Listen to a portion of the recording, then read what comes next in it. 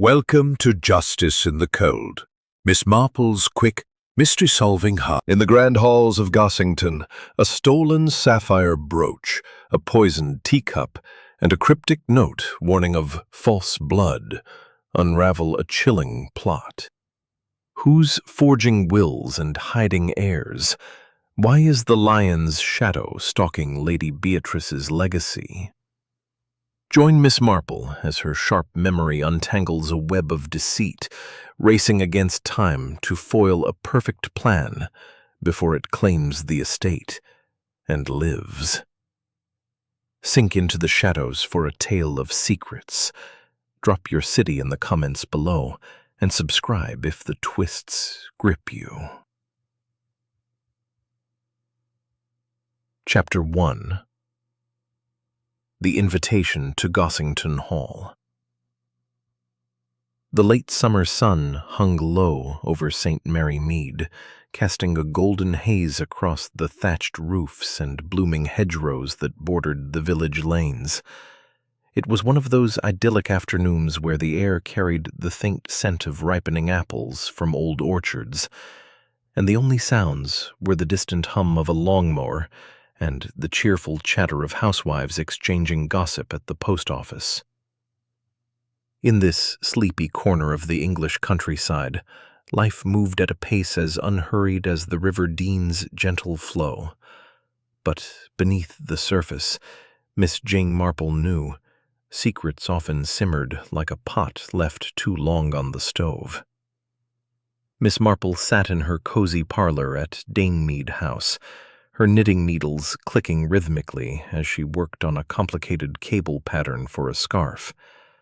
At 70-something, though she never specified the exact number, her white hair was neatly pinned and her bird-like eyes missed nothing.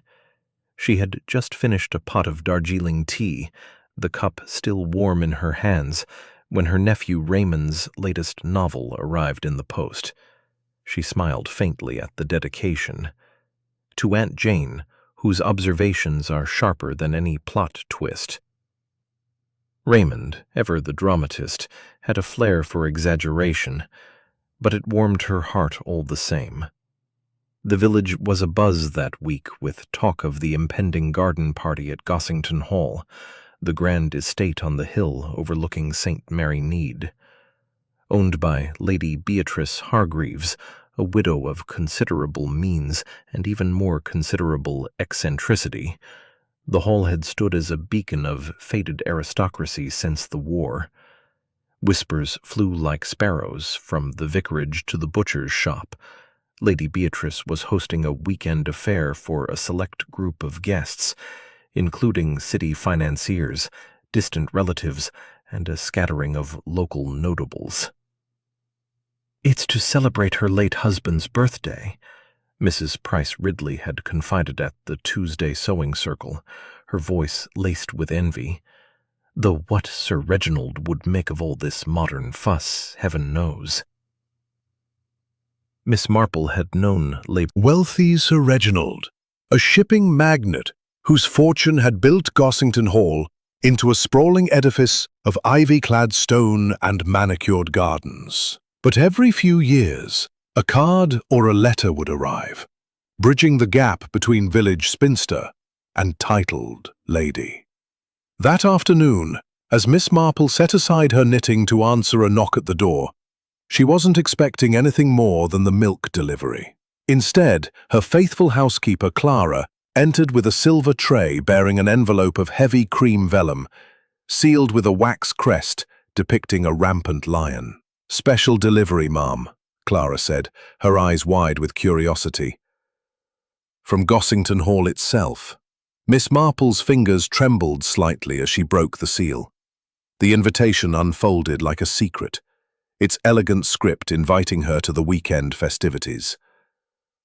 "My dear Jane, it has been far too long. Join me at Gossington for a spot of revelry and reminiscence. Your company would be a delight amid the tedium of these city folk. Yours, Beatrice Hargreaves." She read it twice, her mind racing through the years. Why now? Lady Beatrice's letters had grown sporadic, often laced with hints of family troubles. Her nephew Reginald's gambling debts, perhaps, or the shadow of estate taxes gnawing at the Hargreaves' legacy. Miss Marple folded the note carefully, tucking it into her apron pocket. "Clara, dear, I believe I'll need my best grey wool suit pressed. It seems I'm off to Gossington Hall."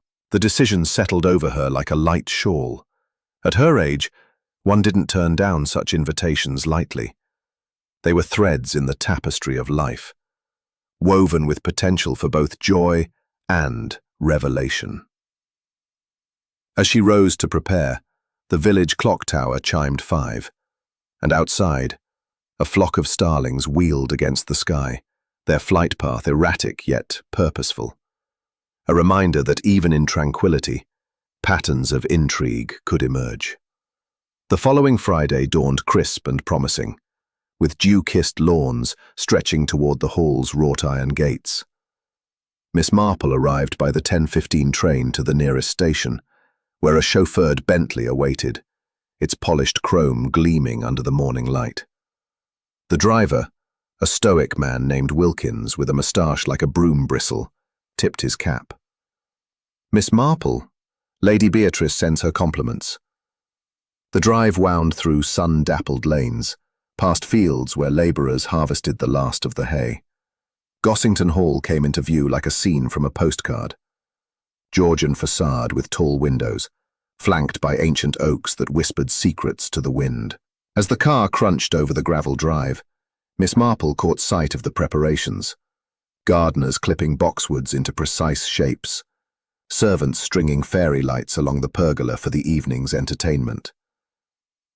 A marquee tent billowed resplendent in a silk gown the color of ripe plums.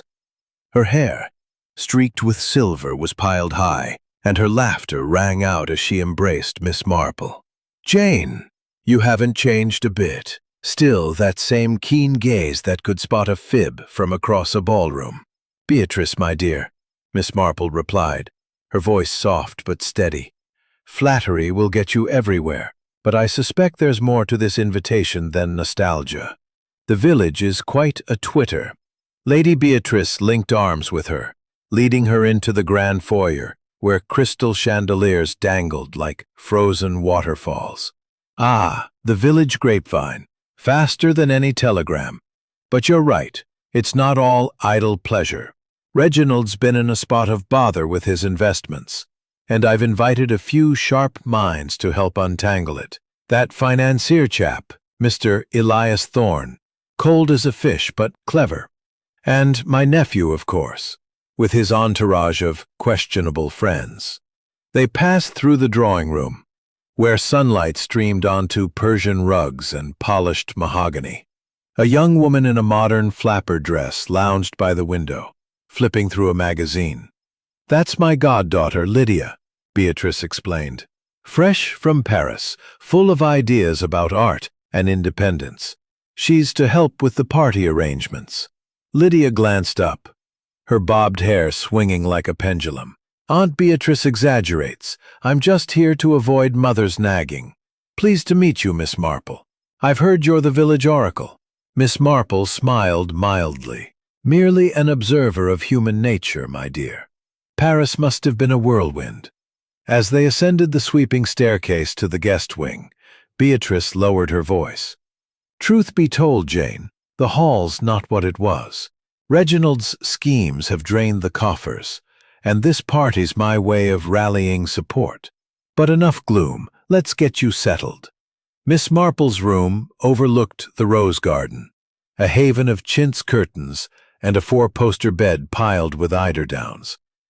A vase of fresh peonies scented the air, and on the vanity sat a handwritten note.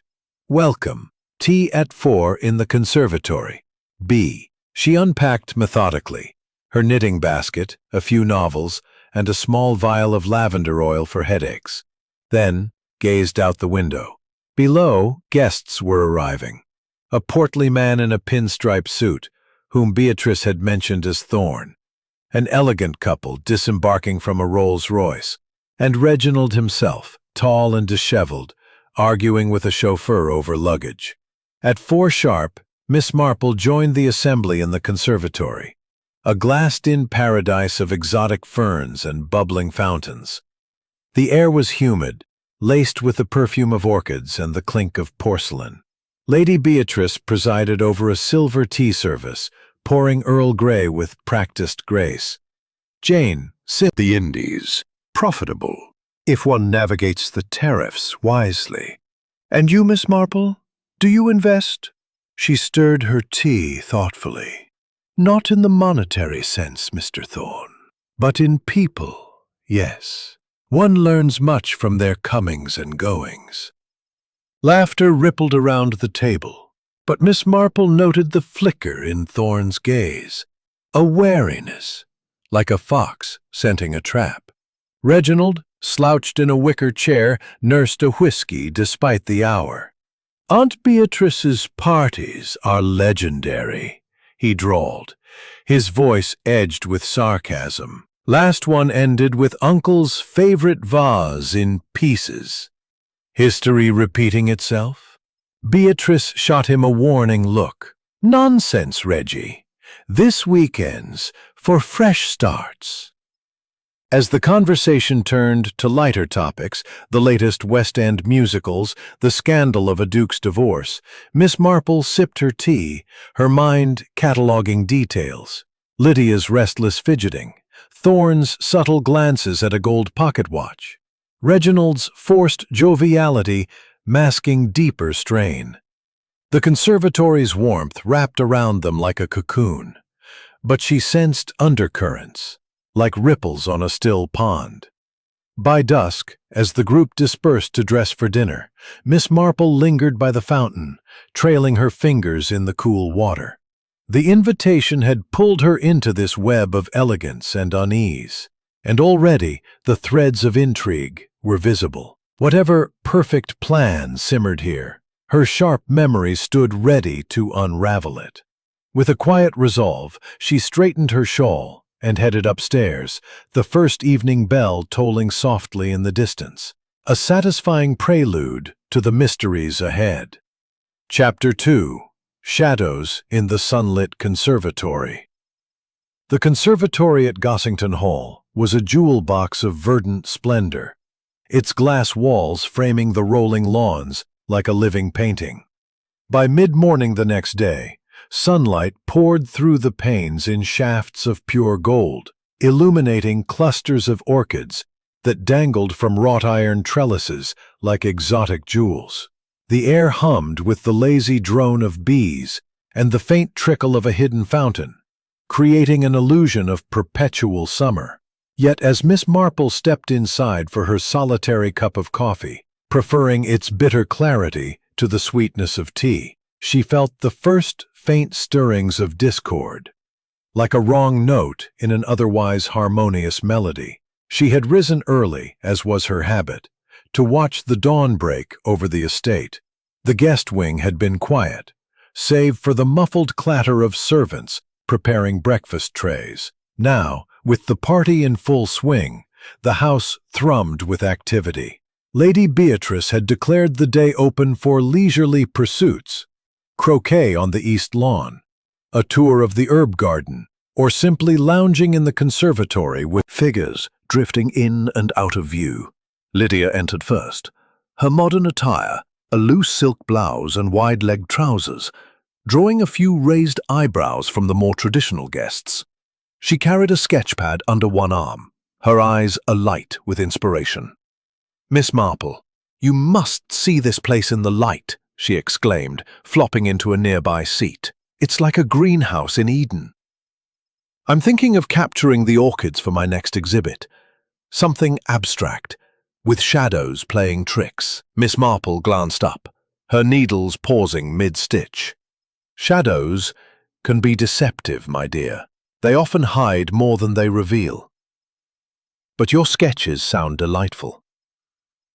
"Have you studied in Paris long?" 2 years, off and on," Lydia replied, flipping open her pad to reveal bold charcoal strokes of twisting vines. "The masters there say light is everything. Expose it wrong, and the whole composition falls apart." She leaned closer, confiding in a whisper, though Aunt Beatrice thinks it's all nonsense. She'd rather I married well than dabbled in that bohemian rot. Their conversation flowed easily, touching on the freedoms of the younger generation and the rigid expectations of the old. Miss Marple listened with her usual attentiveness, noting how Lydia's fingers drummed impatiently on the sketchpad, betraying a restlessness that belied her carefree demeanor. It reminded her of a girl from St. Mary Mead years ago, whose artistic pursuits had masked a deeper longing for escape. The piece shattered subtly when Mr. Elias Thorne appeared at the far end of the conservatory, his pinstripe suit as crisp as if he'd just stepped off a London tram. He paused by a bed of ferns, consulting a small leather-bound notebook, his lips moving silently as if calculating odds. Moments later, Reginald Hargreaves slunk in from the garden doors, his face flushed from what might have been a brisk walk or something stronger. He was a man in his late 30s, handsome in a dissipated way, with dark hair tousled and eyes that darted like a cornered animal's. "Ah, Thorne!" Reginald called out, his voice carrying a forced joviality that didn't reach his eyes. "Fancy finding you here, pondering the petals. Come to pollinate the family fortune, have you?" Thorne closed his notebook with a snap, his expression unchanging. "Mr. Hargreaves." "I was merely reviewing the estate's ledgers. Lady Beatrice was kind enough to share them last night.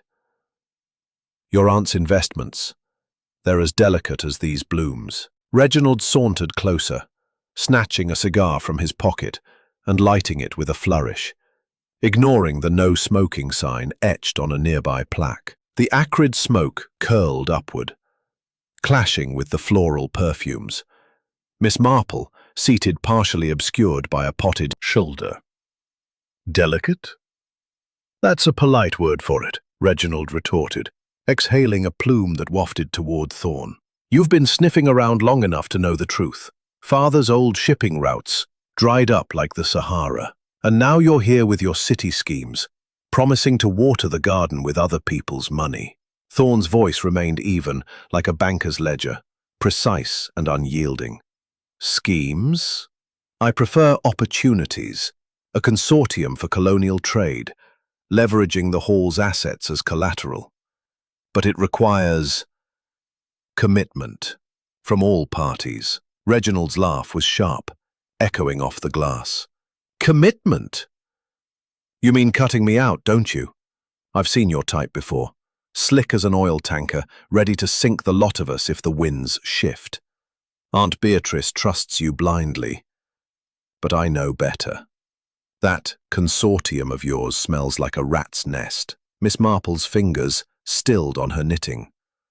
The words were laced with accusation, hinting at stakes higher than mere business.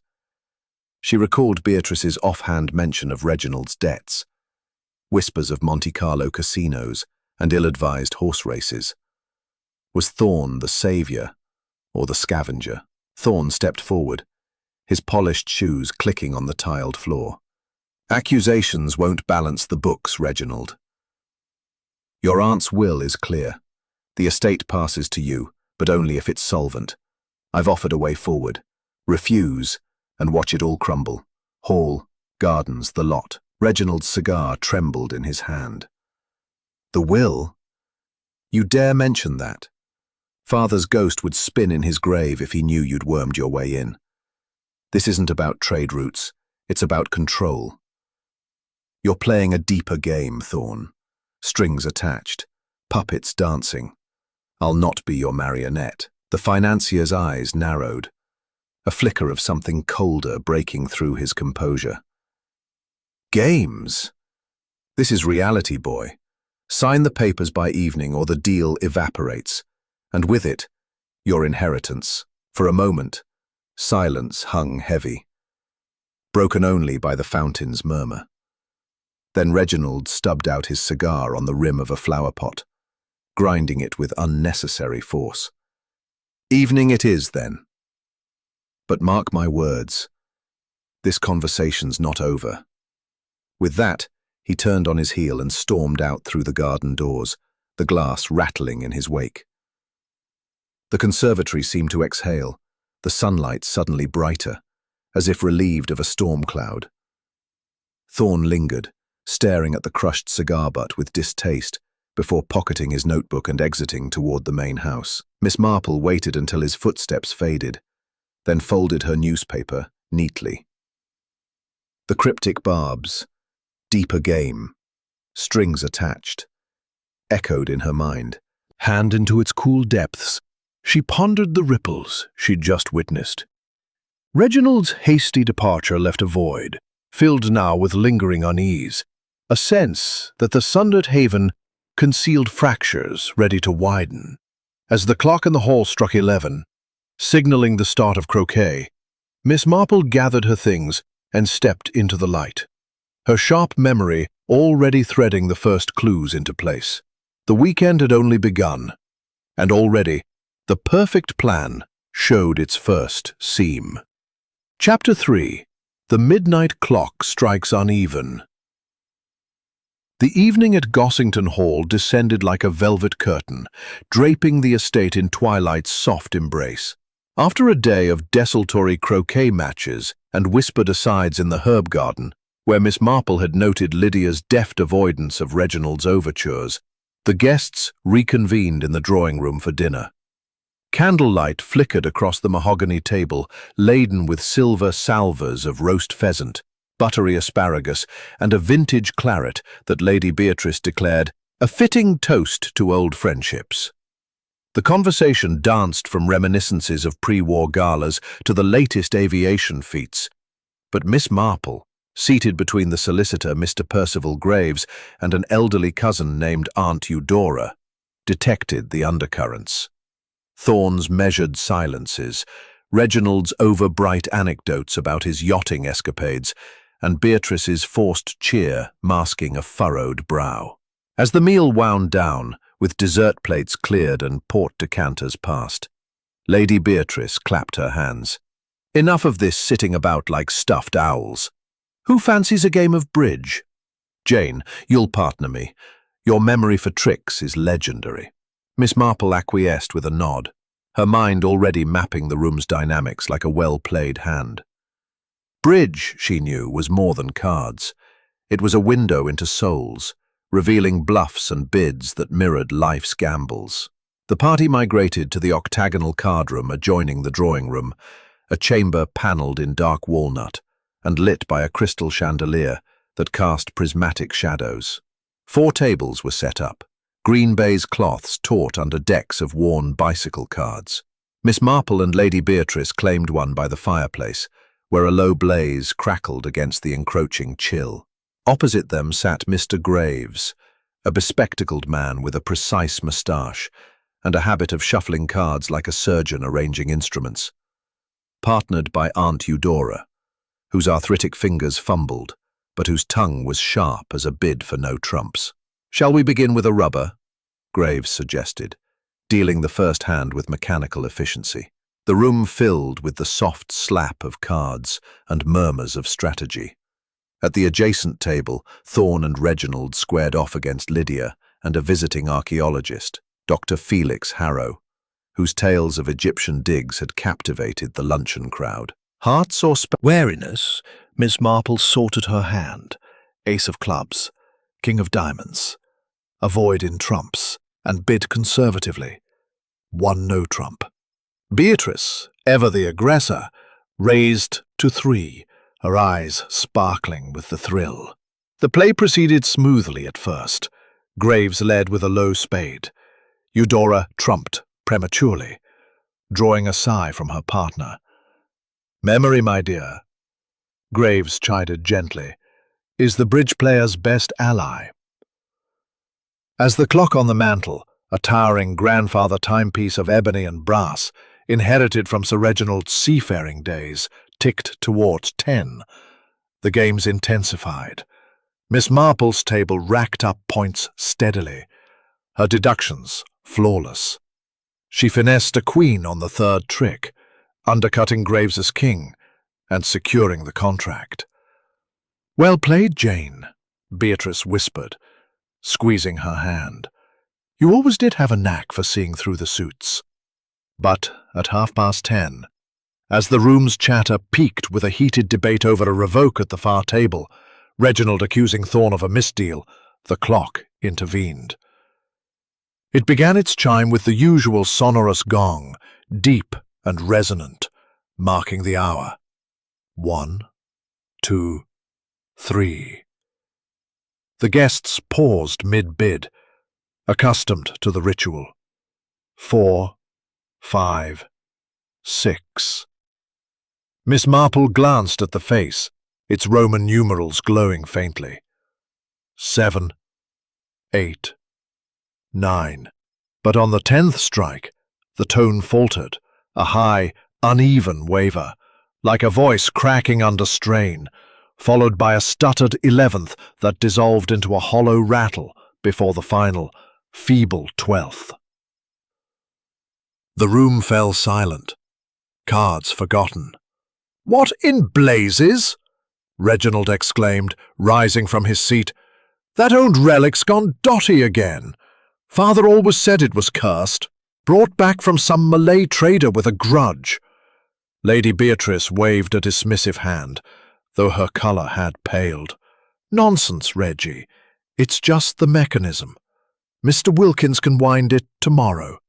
But her voice lacked conviction, and Miss Marple noted the way her fingers tightened on her fan. The archaeologist, Dr. Harrow, leaned forward with scholarly interest. "Fascinating. In ancient tombs, uneven chimes signaled omens, portents of hidden truths surfacing. Perhaps it's the damp. These old clocks absorb the estate's history like a sponge." Lydia laughed nervously. "Or it's Reginald's bad luck rubbing off. Shall we reshuffle?" The group resumed, but the disruption lingered, a pall over the bids.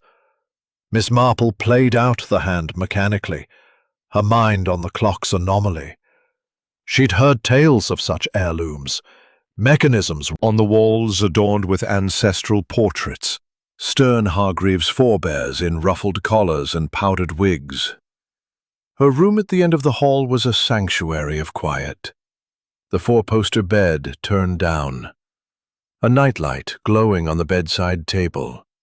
She paused at the door, her hand on the porcelain knob, and felt a draft, a subtle current from beneath. Kneeling with the grace of long practice, she lifted the edge of the door.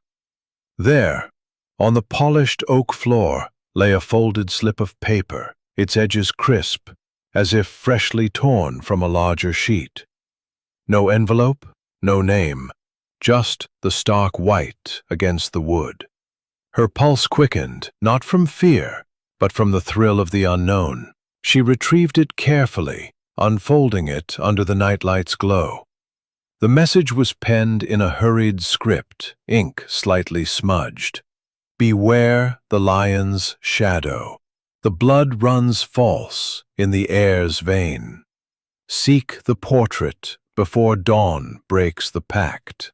No signature, only a faint watermark, a rampant lion mirroring the Hargreaves crest on Beatrice's invitation. Miss Marple sat on the bed's edge, the note in her lap, her mind a whirl of connections.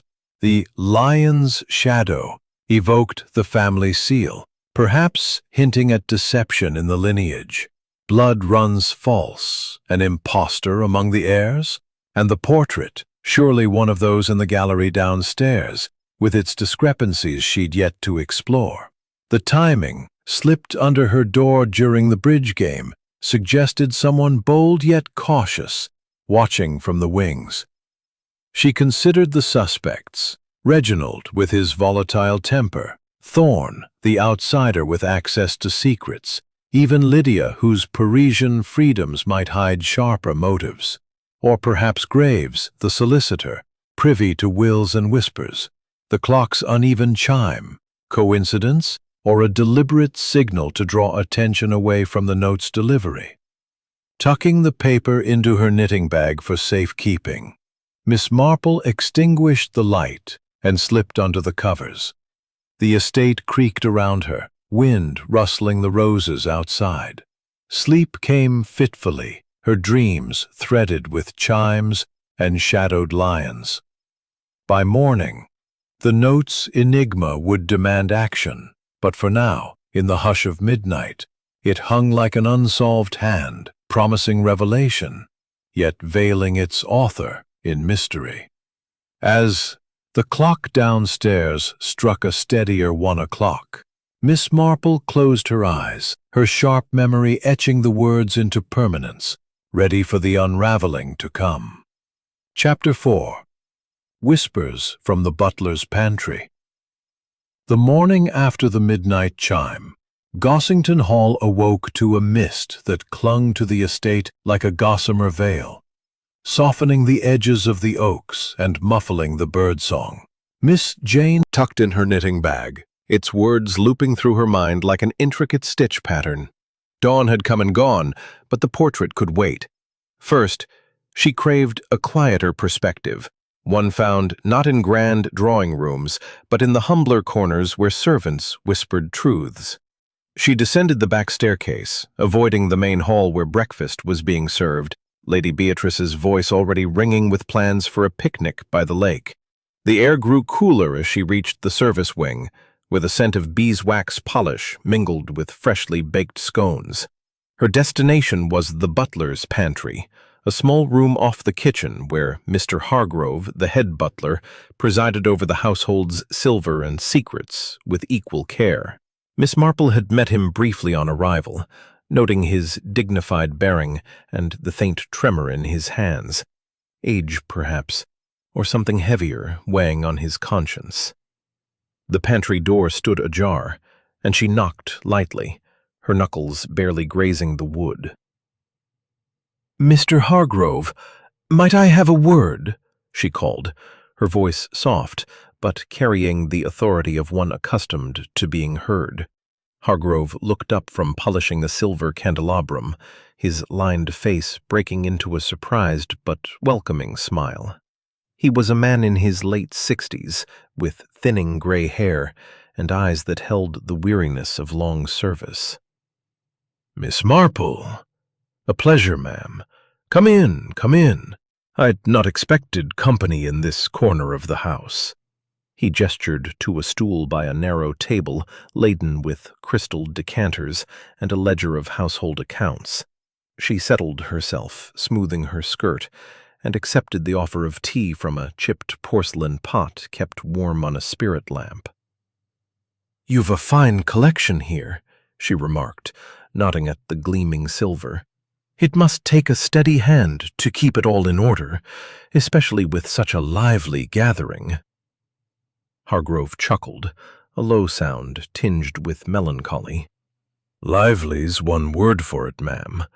The hall's not seen such a crowd since Sir Reginald's day, nor such undercurrents." He hesitated, his cloth pausing mid-polish, as if weighing whether to say more. Miss Marple sipped her tea, its warmth grounding her thoughts. "Undercurrents, Mr. Hargrove. In St. Mary Mead, we often find the truest stories flow from those who see the household's heart. You've served the Hargreaves long, haven't you?" 42 years, ma'am," he replied, pride flickering in his eyes. "Started as a footman under old Sir Reginald. The hall was grand then, balls that lasted till dawn, ship's profits rolling in like the tide.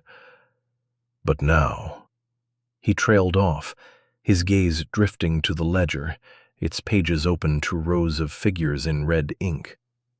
She leaned forward slightly. Hargrove's hands stilled, and he met her eyes, a flicker of trust passing between them. "Strain's putting it mildly, Miss Marple. The estate's bleeding coin, taxes, repairs, Reginald's gambling. Lady Beatrice keeps up appearances, but the coffers are near empty. That Mr. Thorne's been poking about, promising investments to save the day. but I don't trust his sort. Too smooth, like a river stone hiding sharp edges. Miss Marple nodded, recalling Thorne's cold precision in the conservatory argument with Reginald. You see much, Mr. Hargrove, from this pantry. Have you heard anything unusual? Plans or whispers that don't quite fit the polish of a garden party? He hesitated, glancing at the door as if expecting eavesdroppers, then lowered his voice to a near whisper. Last night, ma'am, after the bridge game, I was tidying the card room. Voices came through the wall. Thorne and another in the library. Couldn't catch all of it, but they spoke of securing the line and cutting out the weak link. Sounded like a plot, and not the charitable kind. Mentioned a meeting by the lake at midnight tomorrow. I'd have reported it to her ladyship, but, well, she's protective of young Reginald, flaws and all. The note's warning, the blood runs false in the heir's vein, flashed in Miss Marple's mind. Could Thorne be orchestrating a scheme to manipulate the inheritance? Perhaps exploiting Reginald's debts? Or was Reginald himself the false heir, hiding a secret of lineage? She kept her expression serene, encouraging Hargrove with a nod. You were wise to listen, Mr. Hargrove. Such whispers often lead to truths. Was there anyone else about? Someone who might have overheard? He frowned, rubbing his temple. Only the new maid, Elsie, fetching coal for the fires. She's a nervous thing, always jumping at shadows. I sent her off to bed. Didn't want her caught in whatever's brewing. But, ma'am, I shouldn't burden you. It's just, this house feels like it's holding its breath, waiting for a storm. Miss Marple set down her cup, her mind weaving Hargrove's words into the growing tapestry of clues. The library, the lake, a midnight meeting. The threads were converging, each tug revealing more of the pattern. You've done no burdening, Mr. Hargrove. Quite the opposite. You've given me a clearer view of the stitches holding this house together.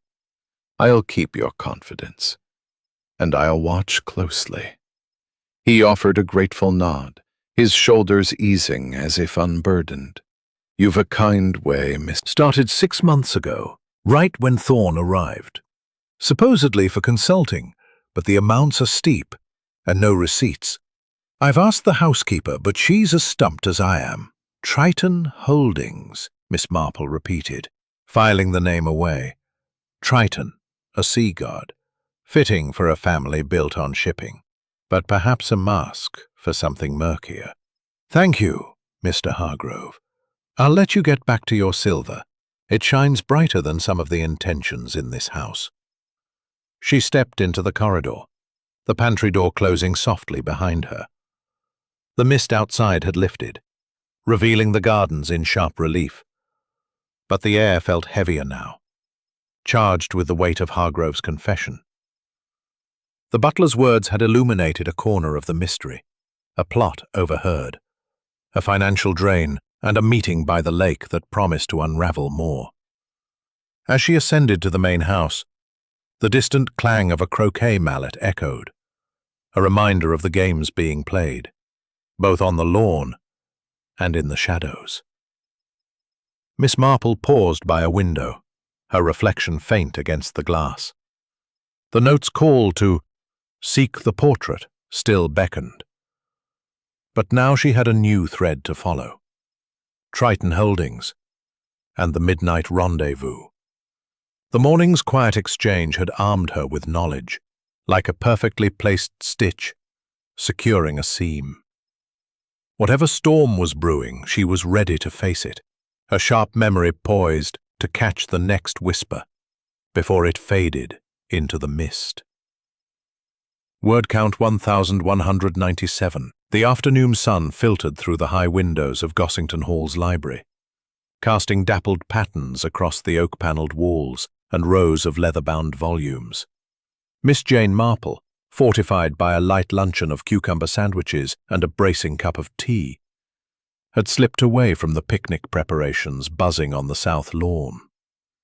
The cryptic note from the midnight delivery, "Beware the lion's shadow, the blood runs false in the air's vein, seek the portrait before dawn breaks the pact," burned in her mind, its urgency sharpened by Mr. Hargrove's revelations about Triton Holdings and the overheard plot in the butler's pantry. The library, with its gallery of Hargreaves family portraits, seemed the natural place to seek answers.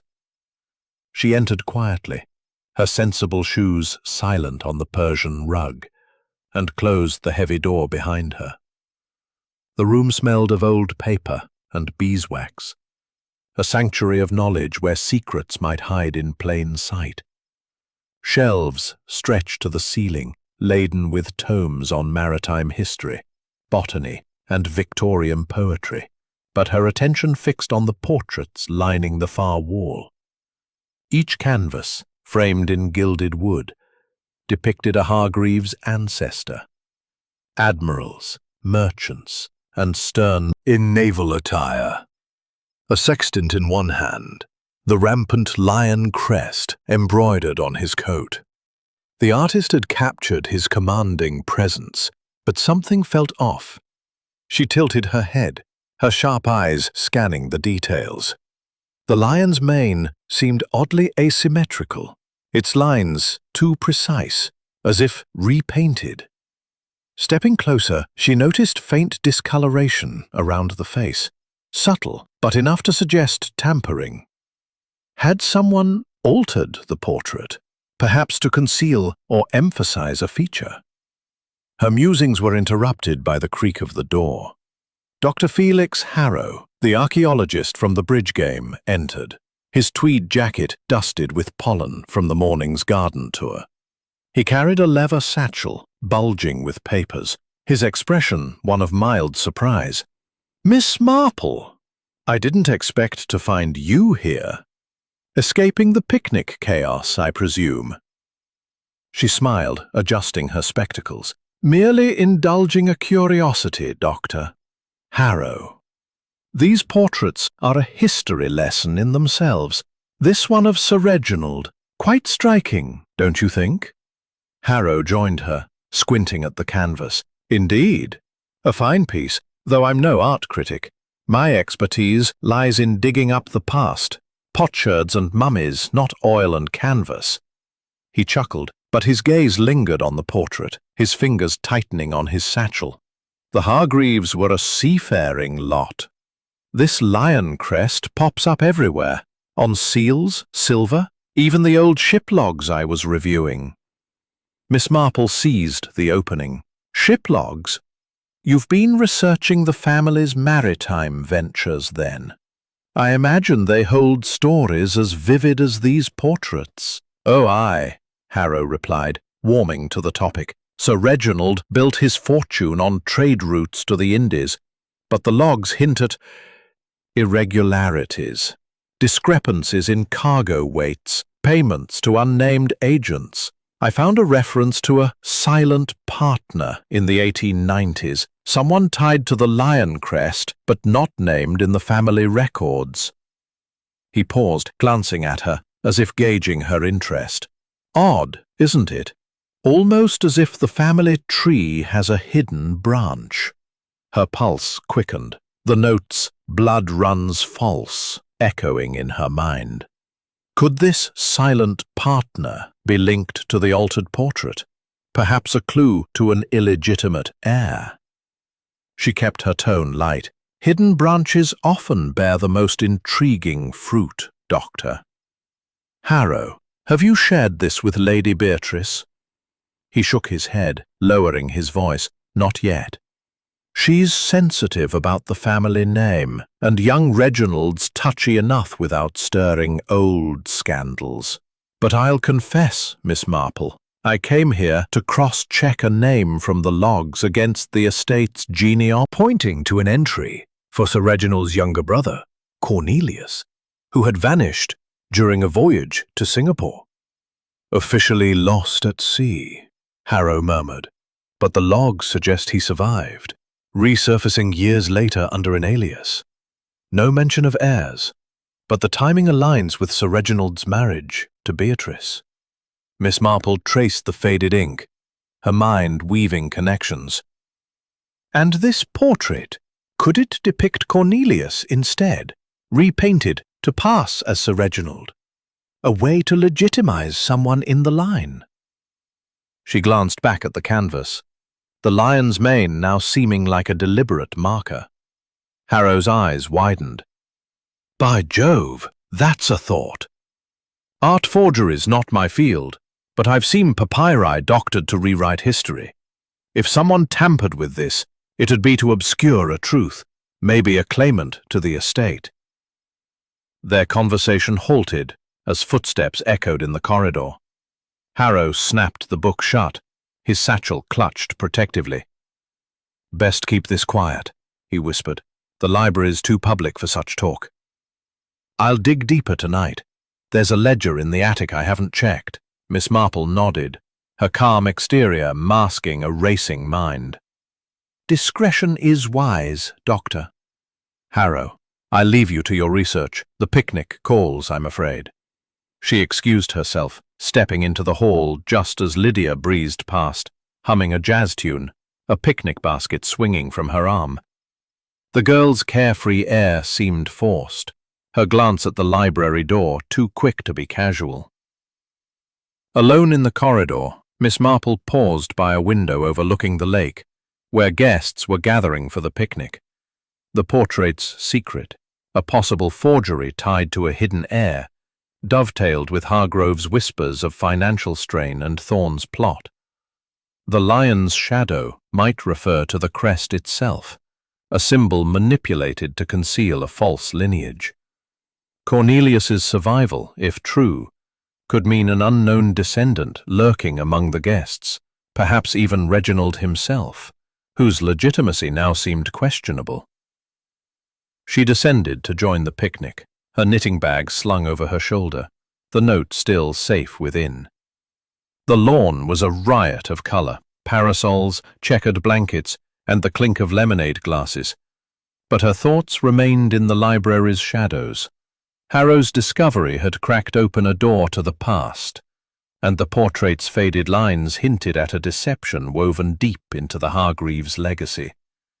As she approached the group, Beatrice waved her over, oblivious to the storm brewing beneath the estate's polished surface. Settling onto a blanket beside Aunt Eudora, who was grumbling about the grass's dampness, Miss Marple accepted a plate of scones and let the chatter wash over her. Reginald was absent, reportedly nursing a headache, while Thorne stood apart, consulting his pocket watch. Uncovered a thread, fragile but vital, that promised to unravel the false blood before the weekend ended. For now she smiled at Eudora's complaints, her sharp memory holding the clues like a perfectly tensioned stitch, ready to pull the next one loose when the moment was right. Chapter 6. A Stolen Heirloom at Dawn. The dawn broke over Gossington Hall with a blush of rose and amber, painting the estate's manicured gardens in hues that softened the previous night's tensions. Miss Jane Marple, roused by the first light filtering through her chintz curtains, had slept lightly, her dreams tangled with cryptic notes, altered portraits, and the butler's whispered fears. The library's revelation, a possible forgery in Sir Reginald's portrait hinting at a hidden heir, had sharpened her resolve to untangle the web of deceit spun around the Hargreaves family. But as she dressed in her familiar gray wool, pinning her brooch with care, a commotion from the main house disrupted the morning's tranquility. She descended the grand staircase, her steps measured but alert, drawn by the sound of raised voices echoing from Lady Beatrice's private suite. The hallway buzzed with servants, their faces taut with worry. And as Miss Marple approached, she caught sight of Elsie, the new maid, hovering near the door, her apron twisted in nervous hands. The girl's eyes were red-rimmed, her cheeks pale as if she'd seen a ghost, or been accused of summoning one. "Jane, thank heavens!" Lady Beatrice's voice cut through the din as she emerged from her suite, her silk dressing gown hastily tied, her silver hair uncharacteristically disheveled. "It's a disaster, an absolute disaster. My sapphire brooch, the one Reginald's father gave me on our engagement, gone, vanished from my vanity overnight." Miss Marple stepped into the suite, a feminine haven of lavender walls and velvet drapes, where the vanity stood like a crime scene. Jewelry box open, pearls and earrings scattered as if rifled through in haste. Beatrice clutched her hands, her voice trembling. "It's not just the value, Jane, though it's worth a fortune. It's the sentiment. And now they're pointing fingers at poor Elsie, saying she was the last in here last night, tidying up." Elsie, lingering at the threshold, burst into a sob. "I swear, my lady, I never touched it. I dusted the vanity, yes, but the brooch was there when I left at 10. I'd never steal, not from you." Miss Marple's gaze softened, her mind already sifting through the morning's clues. A stolen heirloom, on the heels of a forged portrait and whispered plots, was no coincidence. "Beatrice, dear," she said calmly, "let's not rush to judgment. Elsie, tell me exactly what you did last night." Under the lamp. I locked the door when I left. Swear on my mother's grave. Only I saw Mr. Reginald in the hall, pacing like he was waiting for someone. He looked agitated. Beatrice frowned. "Reginald? He said he was ill, retired early with a headache. Surely he wouldn't—" Her voice faltered, the weight of her nephew's troubles, gambling debts, the argument with Thorne hanging unspoken. Miss Marple nodded, her mind cataloguing Elsie's account. "And the key, Elsie? Where is it kept?" "In the housekeeper's office, ma'am, on a ring with the others. But it's always locked away. Mrs. Carter's strict about that." Miss Marple turned to the vanity, examining the lock on the door. Undamaged, no signs of forced entry. The window was latched, the room undisturbed save for the jewelry box's disarray. "Beatrice, who else has access to your suite? Guests, perhaps? Or family?" Beatrice hesitated, her fingers twisting a lace handkerchief. "Only the household staff. And Reginald, of course. He has a master key, being family." "Oh, Jane, you don't think—" "I think," Miss Marple said gently, "we should consider all possibilities. Elsie, you're certain no one else was about? No strange noises, no shadows?" Elsie shook her head, then paused, her brow furrowing. "Well, there was a creak in the corridor, like someone stepping soft. I thought it was just the house settling, but now—" Her voice trailed off, fear creeping back. Miss Marple patted her arm. "You've done well to tell me, Elsie. Now run along and help in the kitchen. No one will trouble you while I'm here." The maid scurried off, relief mingling with lingering dread. Alone with Beatrice, Miss Marple surveyed the room once more.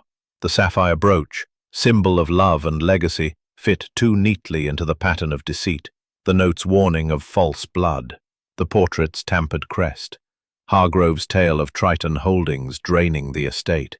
A theft could be a desperate act to cover debts, or a calculated move to destabilize Beatrice's trust in her heir. Reginald's presence in the hall, his agitation, pointed to involvement, but the untouched lock suggested an insider with access, or cunning. "Beatrice," Miss Marple said, her tone firm yet kind, "I'd like to speak with Reginald, privately, and perhaps Mr. Thorne, given his interest in the estate's finances. Could you arrange it after breakfast?" Beatrice nodded, her eyes regaining a sparkle of resolve. "Of course, Jane. I knew inviting you was wise. You see things others miss, like a hawk in a henhouse. I'll have them in the morning room by 10. Miss Marple returned to her room to prepare, pausing to retrieve her knitting bag. The note, still nestled among her skeins of wool, seemed to pulse with new meaning. The brooch's theft was a thread pulled loose, threatening to unravel the carefully woven facade of the weekend. She tucked it away, mind turning to Reginald, his debts, his temper, his master key. Yet Fawn's shadow loomed equally large, his consortium, a potential mask for greed. And Elsie's creak in the corridor. Had someone else been watching, waiting for the moment to strike? At breakfast, served in the sunlit dining room, Miss Marple observed the guests with renewed scrutiny. Reginald was present now, his charm restored but brittle, joking with Lydia about the lake's swans. Fawn sat apart, his notebook open, scribbling figures with mechanical precision. Dr. Harrow, engrossed in a newspaper, glanced up occasionally, his eyes lingering on the chandelier, as if decoding its prisms. The air was thick with unspoken questions, the theft's news spreading like ripples on the lake. By 10, in the morning room, Miss Marple faced Reginald alone, Beatrice having tactfully withdrawn. He slouched in an armchair, his tie askew, a cigarette dangling, unlit.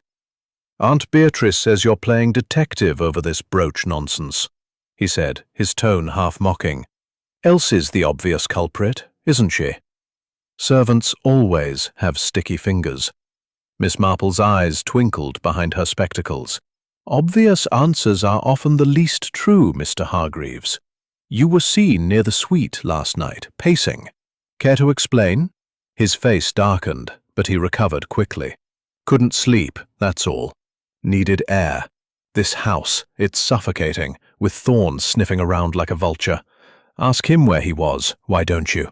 She let the deflection pass, her questions gentle but pointed, drawing out little beyond his insistence on innocence. As he left, muttering about a headache, Miss Marple felt a quiet certainty. Elsie was no thief, and the brooch's disappearance was a deliberate move in a larger game. The morning's inquiry had cleared the maid's name, at least in her mind, and narrowed the lens on Reginald and Thorn. With the picnic looming and the lake meeting Hargrove had overheard set for midnight, she had a new thread to follow, one sparkling with sapphires and secrets, ready to be woven into the next clue. Word count 1202. Chapter 7. The Garden Maze's Deception. The midday sun hung high over Gossington Hall, its warmth coaxing vibrant hues from the estate's gardens, where roses and delphiniums swayed in a gentle breeze. After the morning's uproar over the stolen sapphire brooch, Miss Jane Marple had slipped away from the picnic's chatter, her mind buzzing with the threads of intrigue she'd gathered. The cryptic note's warning of false blood, the tampered portrait hinting at a hidden heir, Mr. Hargrove's whispered plot of a midnight lake meeting, and Elsie's exoneration as the thief. The estate felt like a chessboard, each move calculated. Labyrinth of yew hedges that Sir Reginald had planted decades ago as a whimsical challenge for guests. Its twisting paths, rumoured to conceal a marble fountain at its heart, beckoned like a puzzle within a puzzle.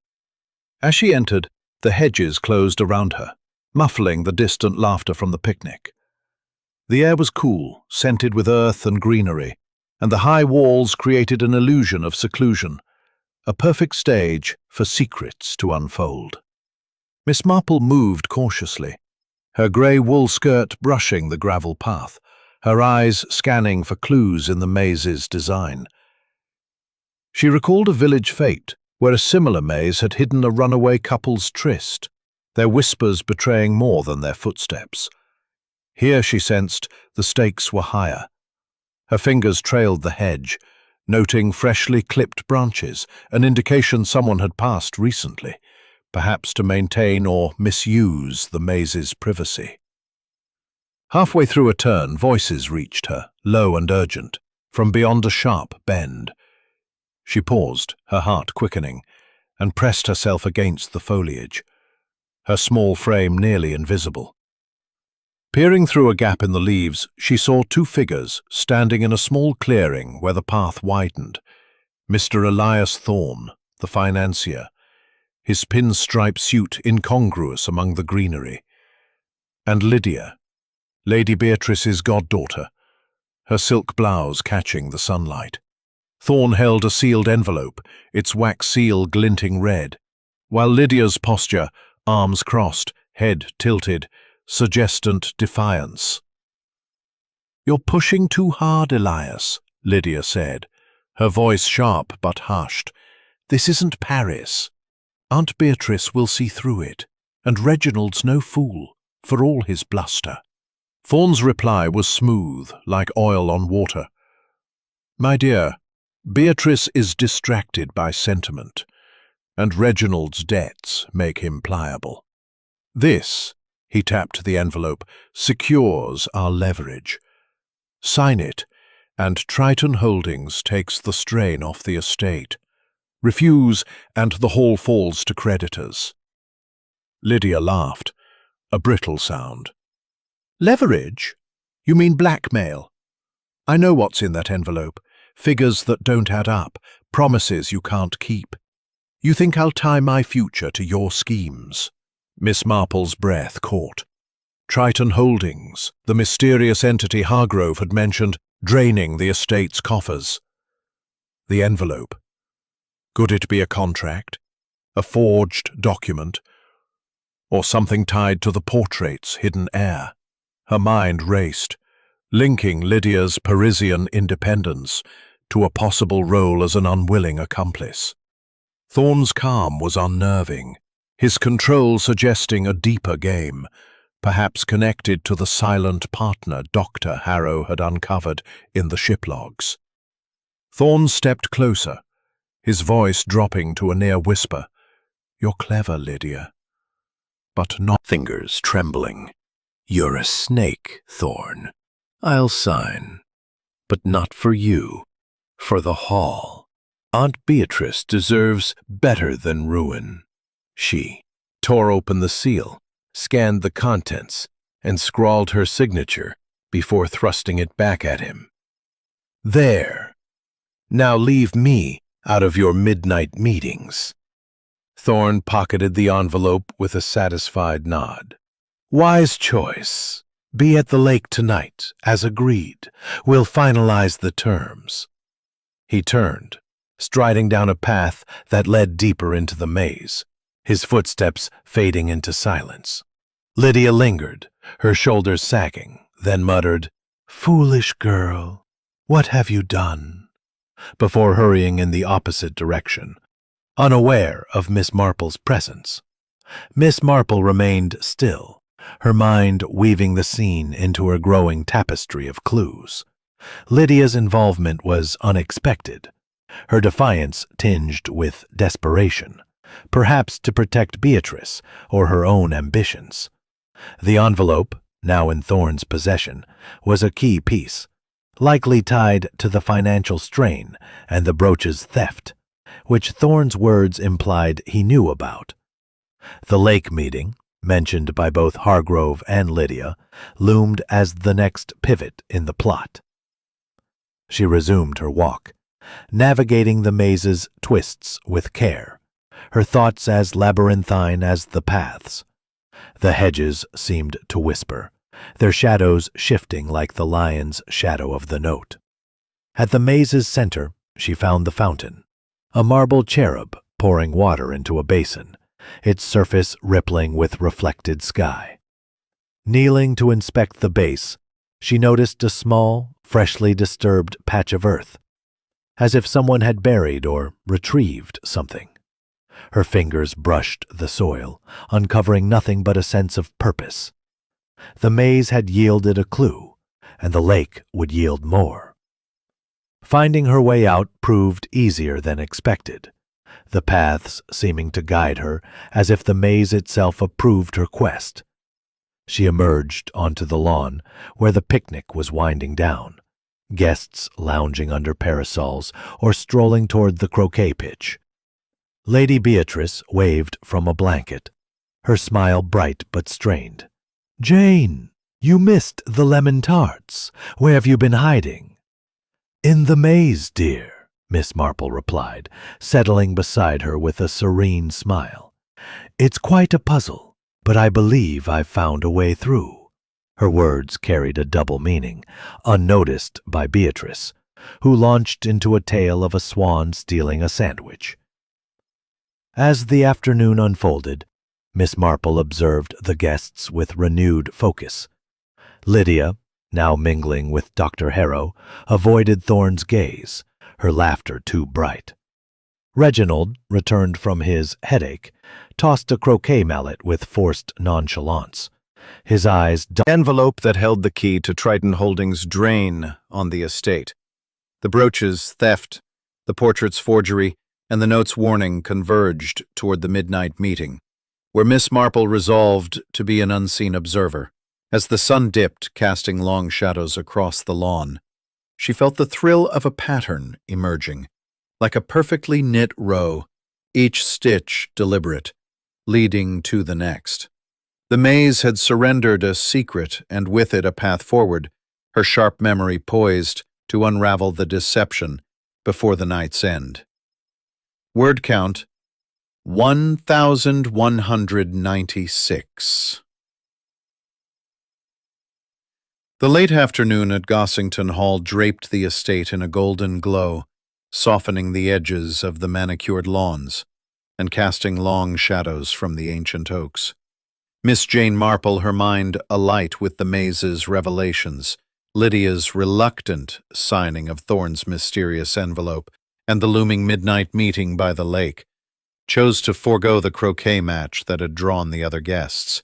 Instead, she sought the quiet of the estate's morning room, a cozy space overlooking the rose garden, where she hoped to unravel another thread of the intricate tapestry of deceit.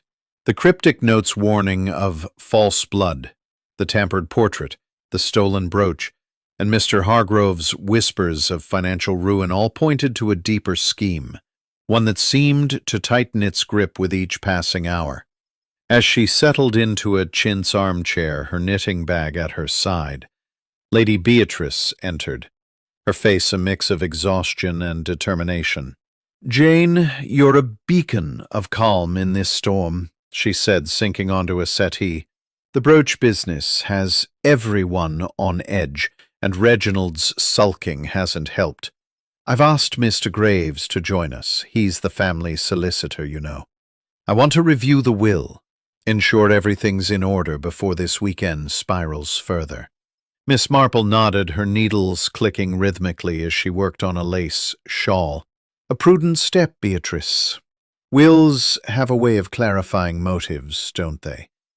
Like a mirror held up to the heart of a family." Her tone was mild, but her mind was sharp, recalling the note's hint of a false heir and Dr. Harrow's discovery of a hidden branch in the Hargreaves lineage. Mr. Percival Graves arrived promptly, his bespectacled face as precise as his starched collar, carrying a leather portfolio embossed with the Hargreaves lion crest. He bowed slightly, his mustache twitching with professional courtesy. "Lady Beatrice, Miss Marple. A pleasure, though I wish it were under lighter circumstances. Shall we proceed with the will?" Beatrice gestured to the table where Graves spread out a sheaf of parchment, its edges curling slightly from age. The document, penned in flowing script, outlined the disposition of Gossington Hall and its assets upon Beatrice. Reginald, as the sole direct heir, provided it remains solvent. There are provisions for staff pensions and a trust for charitable works, but the bulk, hall, lands, and remaining capital, goes to him. Miss Marple leaned forward, her eyes scanning the text. Her years in St. Mary Mead had taught her to spot irregularities in documents, much like spotting a dropped stitch in a complex pattern. Almost at once, her gaze caught on a subtle anomaly. The ink on Reginald's name seemed fresher, its hue a shade darker than the surrounding text. and the alignment of the clause was fractionally off, as if added later. "Mr. Graves," she said, her voice gentle but probing, "when was this will last amended?" Graves blinked, caught off guard. "Amended? Oh, about 6 months ago, at Lady Beatrice's request. There were minor updates, tax provisions, that sort of thing. Why do you ask?" Beatrice frowned, her hands twisting her handkerchief. 6 months? I don't recall any changes, Percival. I signed the original years ago, after my husband's death. Are you certain? Graves flushed, shuffling the papers. "My apologies, my lady. I meant reviewed, not amended. The firm conducted an audit to ensure compliance with new estate laws. The document is sound, I assure you." But his fingers trembled slightly, betraying unease. Miss Marple's needles paused, her mind racing. The darker ink, the misaligned text, signs of tampering, subtle but undeniable to her trained eye. She recalled a case in St. Mary Mead, where a forged codicil had nearly swindled a widow out of her cottage. "Mr. Graves," she said, her tone deceptively mild, "might I see the signature page? It's such a fine script, and I do admire a well-crafted document." Reluctantly, Graves slid the page forward. Beatrice's signature was bold, unmistakable. But beneath it, a faint impression lingered. A ghost of another name, partially erased. Miss Marple tilted the paper to catch the light, revealing the shadow of Cornelius, etched into the parchment. Cornelius Hargreaves, Sir Reginald's lost brother, whose survival Dr. Harrow had hinted at in the ship logs. Could the will have been altered to favour a false heir? Perhaps Reginald himself, over a legitimate claimant. "Beatrice," Miss Marple said softly, "this will, might it have been drafted under pressure? Perhaps someone suggested changes you didn't fully grasp at the time." The estate. The changes were minor, I swear, merely clarifying Reginald's inheritance to expedite matters if the worst should happen. Miss Marple's gaze was steady, her voice calm but piercing. "And these instructions, Mr. Graves, did they come with assurances? Perhaps from Triton Holdings, promising to ease the estate's debts?" Graves paled, his hands clutching the portfolio. "Triton Holdings? Well, they were mentioned, yes, as potential investors. Thorne said it was all above board. I never meant to betray your trust, Lady Beatrice." Beatrice rose, her face a storm of betrayal and resolve. "Enough, Percival. We'll revisit this with my London solicitor after the weekend. Jane, you've a gift for cutting through the fog. I'm in your debt." Miss Marple folded her knitting, her mind threading the new clue into the pattern. A forged will, manipulated under Thorne's influence, possibly to secure Reginald's claim or to obscure another's. The ghost of Cornelius's name suggested a deeper deception, tied to the portrait's tampering and the note's warning of false blood. Thorne's grip on the estate, through Triton Holdings, was tightening, and the Midnight Lake meeting loomed as a critical juncture. As Graves gathered his papers and fled the room, muttering apologies, Miss Marple stood, smoothing her skirt. "Beatrice, keep this quiet for now. We've stirred a hornet's nest, and I'd rather not alert the swarm before tonight." Beatrice nodded, her eyes fierce. "You have my word, Jane. Whatever's afoot, I trust you to root it out." Stepping into the rose garden, Miss Marple inhaled the sweet air.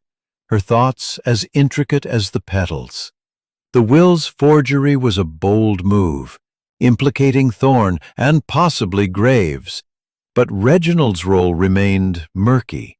Was he complicit or a pawn? The lake meeting, now hours away, promised answers, and she resolved to be there, hidden in the shadows. The morning room's confrontation had exposed a crack in the perfect plan, and with her sharp memory stitching each clue into place, Miss Marple felt the pattern clarifying, the truth within reach as the day waned into dusk. Chapter 9. The Poisoned Afternoon Tea. The afternoon at Gossington Hall unfolded with a deceptive calm, the estate's gardens basking in a warmth that belied the chill of secrets uncovered. Miss Jane Marple, her mind a whirl of threads, the cryptic note's warning, the tampered portrait, the forged will, and the mazes overheard pact between Lydia and Thorne, had returned to the main house after the morning room's revelations. The forged will, with its ghostly trace of Cornelius Hargreaves's name, pointed to a scheme deeper than mere financial ruin, one tied to the false blood of the heir.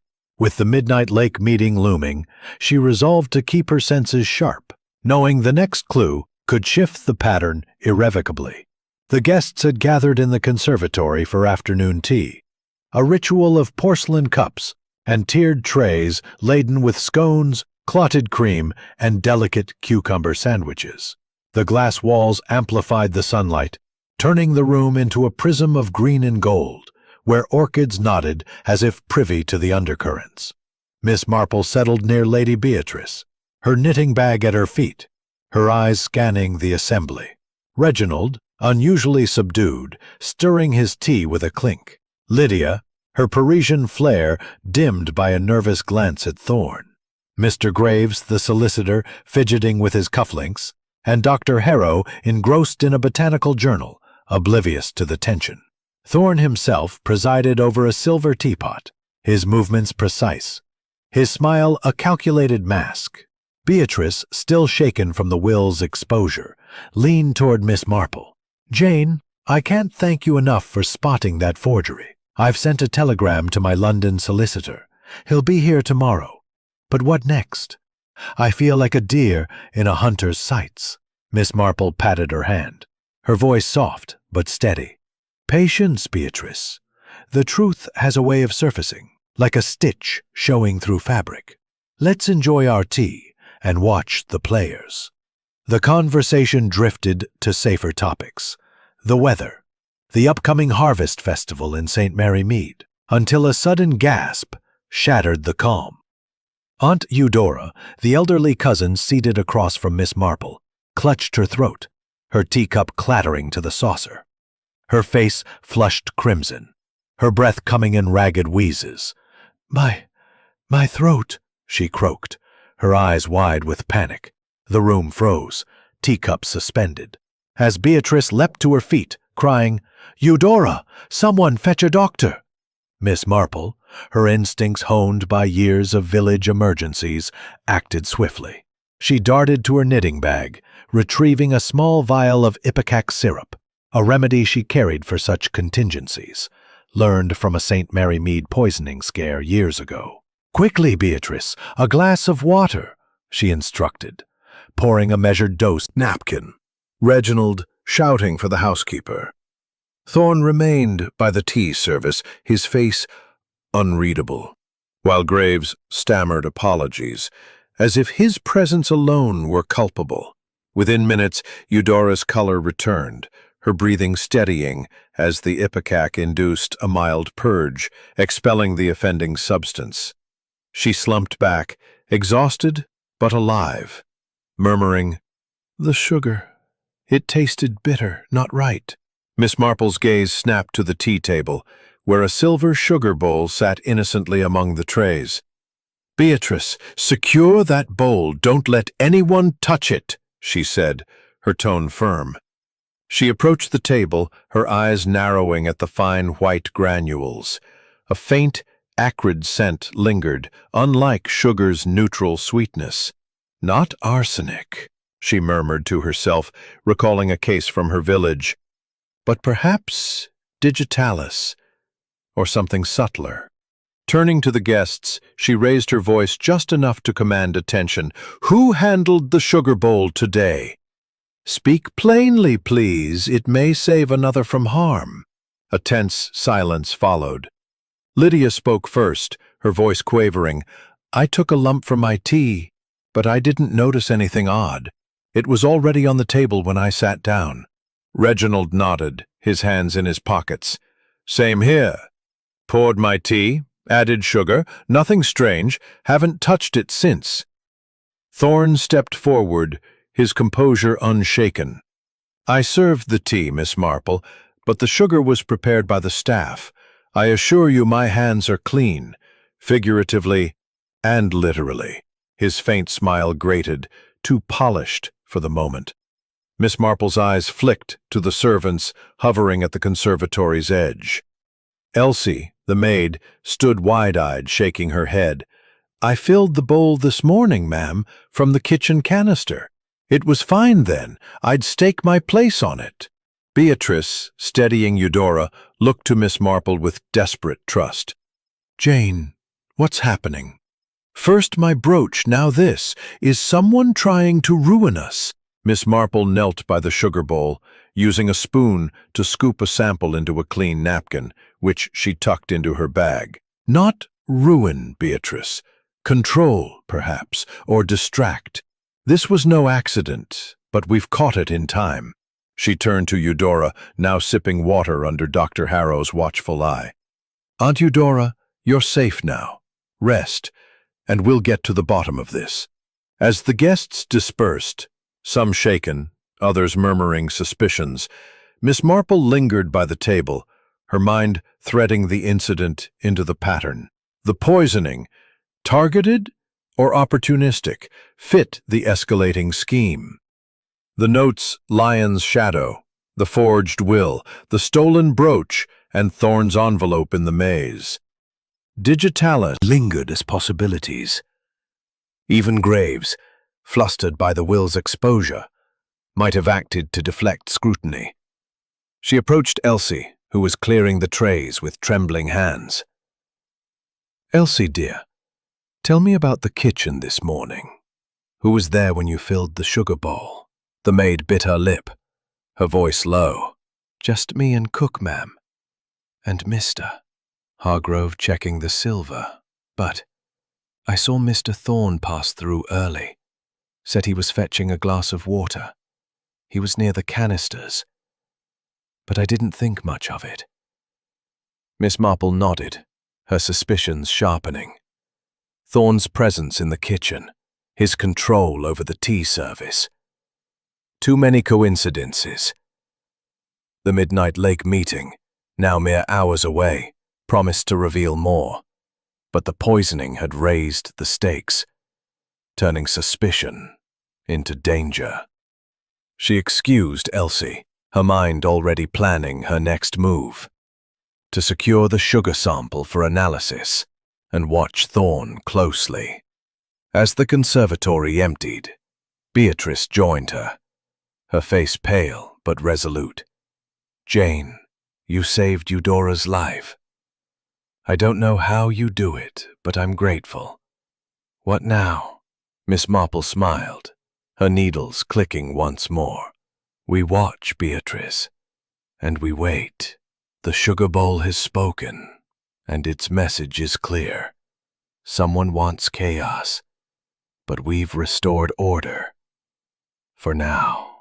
She stepped into the fading light, the poisoned tea a stark warning, yet a victory in its prevention. The lake awaited, and with it, the next thread in the unraveling of the perfect plan.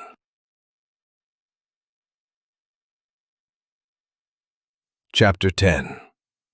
Midnight Rendezvous by the Lake. The moon hung low over Gossington Hall, its silver light shimmering on the lake's surface where willows dipped their branches like mourners at a vigil.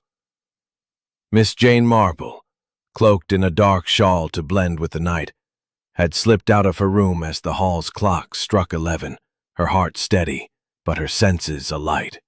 The day's revelations, the forged will, the poisoned sugar, the maze's sealed envelope, and the ever-present shadow of the cryptic notes, false blood, had woven a tapestry of deceit that pointed to the midnight meeting Mr. Hargrove had overheard and Lydia had confirmed. Tonight, by the lake, she aimed to witness the next move in this intricate game, her sharp memory ready to capture every detail. The estate was silent, save for the distant hoot of an owl and the creak of settling timbers.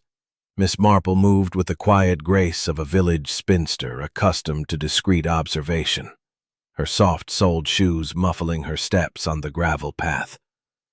She avoided the main lawn, where fairy lights from the garden party still flickered, and took a circuitous route. Boathouse's wooden jetty. Her knitting bag, slung over her shoulder, held the folded note and the napkin-wrapped sugar sample from the poisoned tea, a precaution in case evidence needed securing. The night air was cool, scented with damp earth and willow, and she drew her shawl tighter, her eyes scanning the darkness. At precisely midnight, a figure emerged from the path leading from the hall, Mr. Elias Thorne, his pinstripe suit replaced by a dark overcoat. His movements deliberate. He carried a slim case, likely containing the envelope Lydia had signed in the maze. Moments later, another figure joined him, Reginald Hargreaves, his tall frame unmistakable, though his usual swagger was subdued, replaced by a tense, almost furtive gait. They met on the jetty, their voices low, but carrying across the still water to Miss Marple's hiding place. "You're late," Thorne said, his tone clipped, like a ledger entry. "Did you bring the papers?" Reginald's voice was rough, edged with defiance. "I brought them, but I'm not signing blind, Thorne. Your consortium reeks of a swindle. Triton Holdings, what is it really? A front to bleed the estate dry while you play savior?" Thorne's laugh was cold, a blade in the moonlight. "You're in no position to question, Reginald. Your debts could sink a fleet, Monte Carlo, Ascot, that ill-fated yacht. Sign, and Triton absorbs the losses, secures the haul. Refuse, and the creditors come knocking. Your aunt won't thank you when the bailiffs arrive." Miss Marple's fingers tightened on her shawl. Triton Holdings again. The thread running through Hargrove's ledger, the forged will, and Lydia's coerced signature. The case in Thorne's hand likely held a contract, one that would bind Reginald to a scheme threatening the estate's core. But was Reginald complicit or cornered? His debts suggested desperation, yet his defiance hinted at a spark of resistance. Reginald paced the jetty, his silhouette stark against the water. "And the brooch? You know something about it, don't you? That stunt with the sugar today. Eudora could have died. You're playing dirty, Thorne, and I'm not your pawn." Thorne stepped closer, his voice dropping to a hiss. "Careful, boy.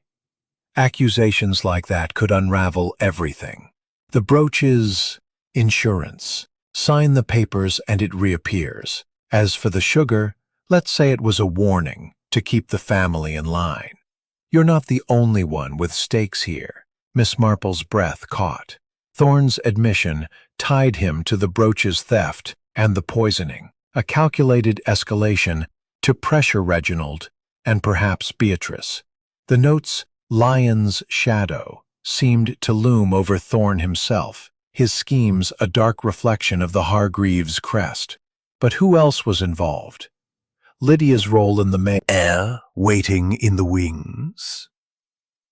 Reginald's voice rose, sharp with frustration.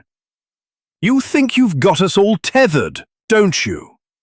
Aunt Beatrice trusts you. Graves is your lapdog, and Lydia, poor Lydia, dragged into your net. But I know about Cornelius Thorne, the logs, the portrait. If there's another heir, your plan crumbles." Thorne's posture stiffened, the case clutched tighter. "Cornelius is a ghost story, nothing more. The logs are dust, the portrait a relic. Sign, or you'll lose more than the estate. You'll lose your name." The threat hung heavy, the air taut with unspoken menace. Miss Marple's mind raced, linking Reginald's mention of Cornelius to Dr. Harrow's discovery and the will's ghostly signature.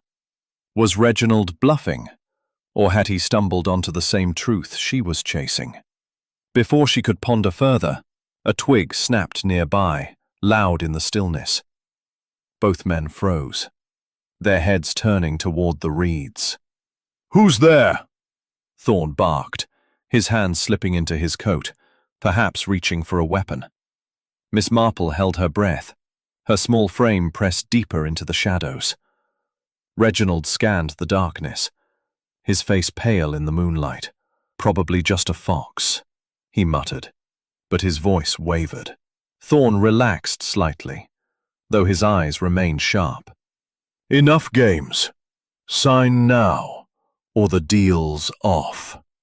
He opened the case, revealing a document and a pen. Reginald hesitated, then scrawled his name, his hand shaking. Thorne snapped the case shut, a satisfied smirk flickering. "Wise choice. Be at the mill tomorrow night. We'll finalize the transfer.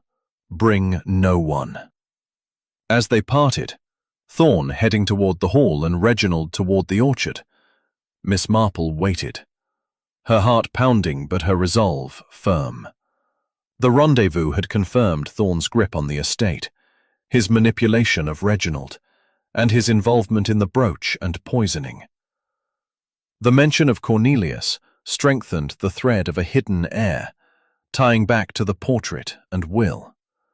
The mill, a new location, promised another confrontation, and she vowed to be there. Unseen.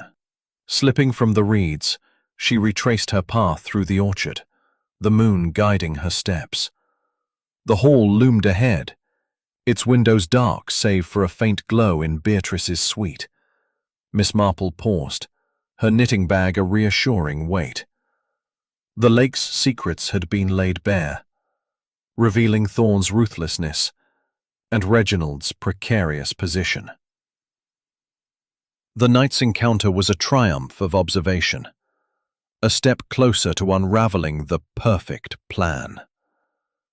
As she reached her room, the clock struck 1, with the echoes of Thorne's threats and Reginald's reluctant signature. By morning, the mist had returned to Gossington Hall, cloaking the estate in a ghostly veil that mirrored the secrets she was unraveling. The cryptic note's warning of false blood, the tampered portrait, the forged will, the stolen brooch, the poisoned tea, and now the lake rendezvous, all pointed to a scheme orchestrated by Elias Thorne, with Triton Holdings as its shadowy backbone. The mention of a meeting at the mill the following night loomed as the next critical thread.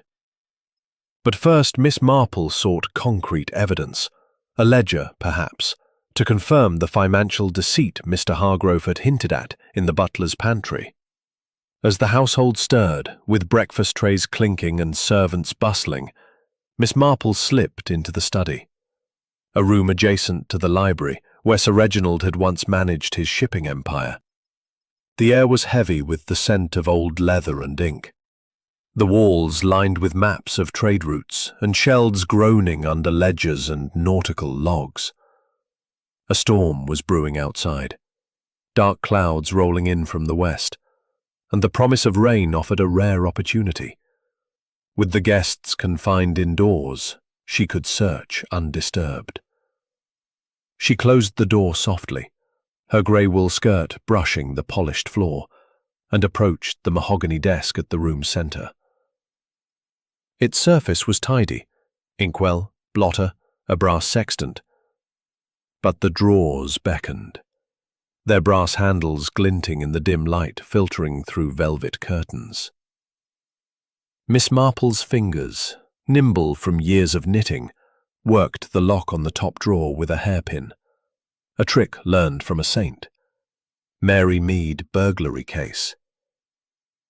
The drawer yielded with a faint click, revealing a stack of correspondence, a fountain pen, and, tucked beneath, a slim, black-bound ledger marked Triton Holdings, 1925. Her pulse quickened as she opened it, her sharp eyes scanning the meticulous entries. Pages detailed payments flowing from the Hargreaves estate to Triton Holdings, labelled as consulting fees and investment capital. The sums were staggering. Thousands of pounds, siphoned monthly, far exceeding the miscellaneous expenses Hargrove had noted. But the most telling entry was a handwritten note in the margin, in Thorne's precise script. Collateral secured via RH signature. Pending transfer at Mill. RH. Reginald Hargreaves, no doubt tied to the Lake Meetings contract. Miss Marple's mind wove the ledger into the pattern. Triton Holdings wasn't merely a financial drain, but a mechanism to seize control, likely using Pulling strings? Her thoughts were interrupted by a distant rumble of thunder, the storm closing in. She flipped to the ledger's final page, where a cryptic entry caught her eye. CH account frozen, per agreement with silent partner. C.H. Cornelius Hargreaves? The silent partner, doctor? Harrow had mentioned in the ship logs resurfaced, a shadow from the past. Could Cornelius, presumed lost at sea, have left a descendant, now manipulated by Thorne to challenge Reginald's claim? She tucked the ledger under her shawl, intending to secure it in her room, when footsteps echoed in the corridor, heavy, purposeful, not the light tread of a servant. Miss Marple closed the drawer swiftly, her heart steady despite the risk. She moved to the window, feigning interest in the storm clouds, as the door swung open. Dr. Felix Harrow entered, his tweed jacket damp from a morning walk, his satchel slung over his shoulder. "Miss Marple!" he exclaimed, his surprise genuine, caught in the act of admiring the view, or something more scholarly. His tone was light, but his eyes flicked to the desk, as if sensing her purpose. She smiled, her needles clicking from the bag at her side, a comforting rhythm. "Merely seeking shelter from the storm, Doctor." "Harrow, this study's a treasure trove, maps, logs, a glimpse into the Hargreaves' past. You've been exploring that past yourself, I believe." Harrow hesitated, then nodded, setting his satchel on a chair. "Aye, I've been digging, figuratively, not with a trowel. Those ship logs in the library are a gold mine. I found another reference to Cornelius last night, in a letter tucked inside a logbook. It suggests he didn't perish in Singapore, but returned under an alias, possibly with a child.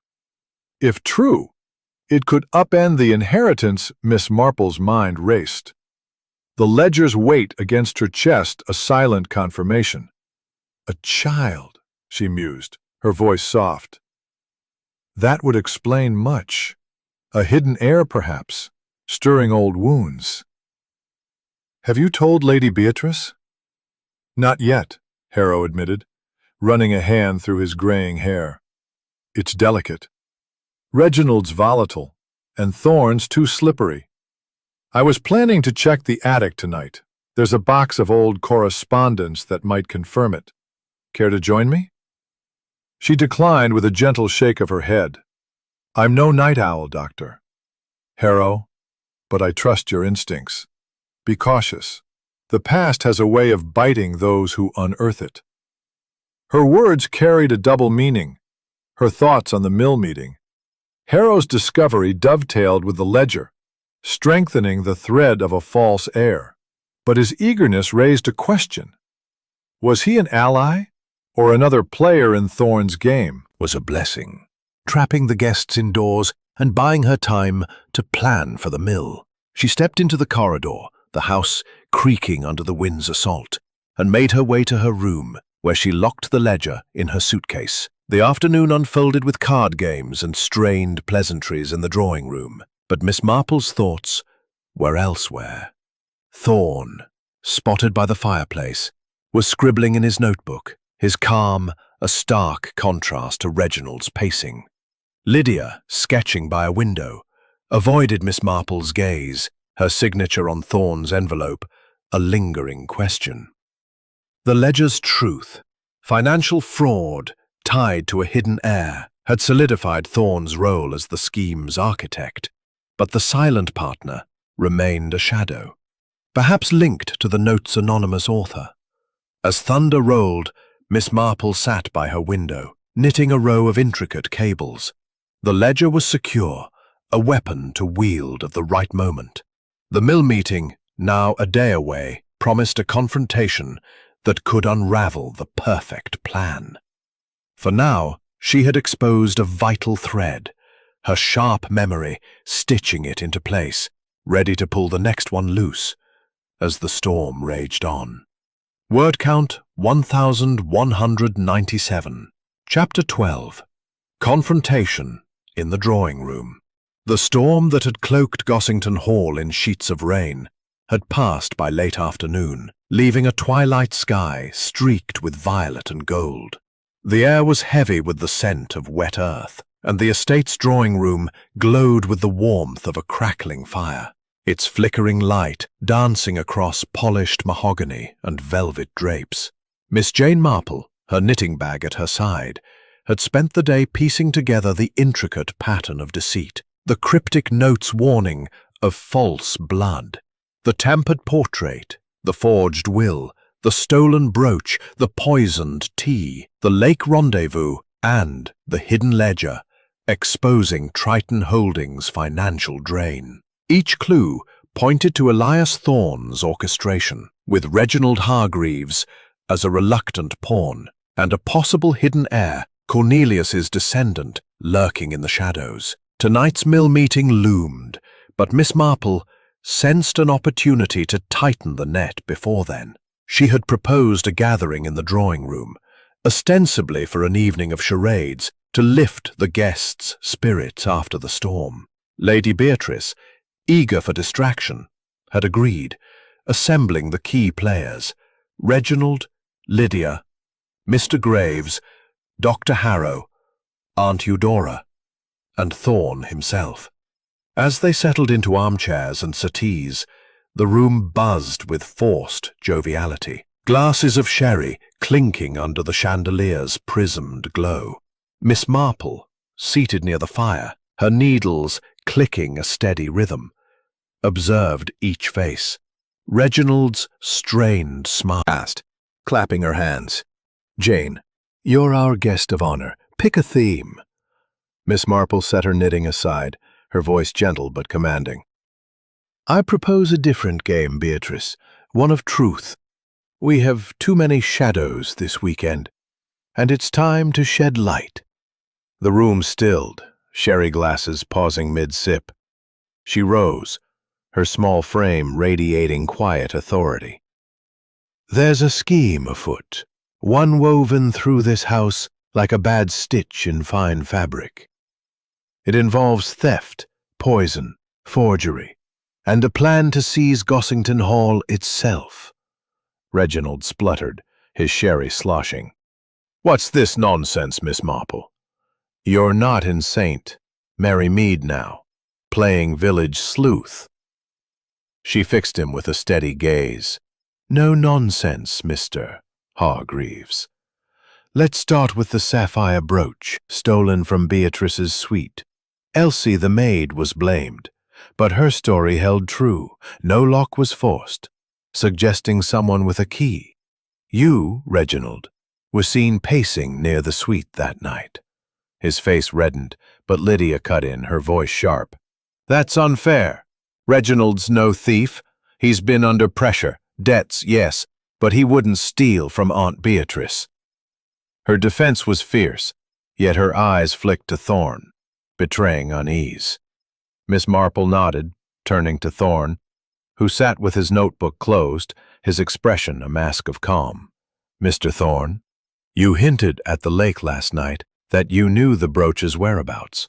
A distraction, perhaps, to pressure Reginald into signing your contract with Triton Holdings, a company draining this estate's lifeblood." Thorne's smile was thin, his voice smooth. "Bold accusations, Miss Marple, but baseless. My dealings are to save the estate, not ruin it. Reginald's debts necessitated action, and Triton is a legitimate venture. Show me proof otherwise." She reached into her knitting bag, producing the black-bound ledger from the study, its pages marked with Triton's transactions. "This ledger, found in the study, details payments to Triton Holdings, far beyond reasonable fees, with your notes tying them to Reginald's signature. And this," she added, holding up the napkin-wrapped sugar sample, "bears the bitter scent of digitalis, slipped into the tea that nearly felled Aunt Eudora. You were near the kitchen, Mr. Thorne, and you poured the tea." Aunt Eudora gasped, clutching her pearls. "Poison. I knew that sugar tasted foul, you monster." Graves, pale as parchment, stammered, I had no part in this, I swear." Miss Marple raised a hand, silencing the room. "There's more. The will, Mr. Graves, altered to favor Reginald, bears the ghost of Cornelius Hargreaves protecting your claim or exposing another's." Reginald slumped, his defiance crumbling. "I found a letter in Father's desk. Cornelius had a son, born abroad, disinherited. Thorne knew. Used it to scare me into signing. Said if I didn't, the estate would go to this shadow heir." Thorne stood, his composure fraying. "Enough of this parlor drama. You've no evidence, just an old woman's fancies. I'm here to help Beatrice, not harm her." Beatrice's voice cut through, icy with betrayal. "Help? You've manipulated my nephew, forged my will, and poisoned my cousin. Jane's right. This ends now." Before anyone could respond, a sudden blackout plunged the room into darkness, the fire's glow the only light. A scuffle broke out, footsteps, a muffled curse, the clatter of a glass. Miss Marple, her senses honed, heard the drawing-room door creak open and shut. When the lights flickered back on seconds later, Thorne was gone, his notebook left on the settee. Reginald swore. "He's bolted. Knew he'd run when cornered." Miss Marple remained calm, her needles resuming their rhythm. "Let him run, for now. He's headed to the mill, I suspect, to salvage his plan. We've exposed his hand, and that's a victory." She turned to Beatrice. "Send for the constable tomorrow, and secure the ledger and sugar sample. The mill meeting will reveal the rest." Lydia, trembling, spoke up. "I signed his contract in the maze, Aunt Beatrice, for you, to save the hall. I'm sorry." Beatrice embraced her, whispering forgiveness, while Harrow offered to guard the evidence, his scholarly curiosity now a resolve to see justice done. The guests dispersed, shaken but relieved, as Beatrice vowed to protect her home. Miss Marple lingered by the fire, her mind stitching the confrontation's threads. Thorne's flight confirmed his guilt, but the shadow heir remained a mystery, tied to Cornelius and the note's anonymous author.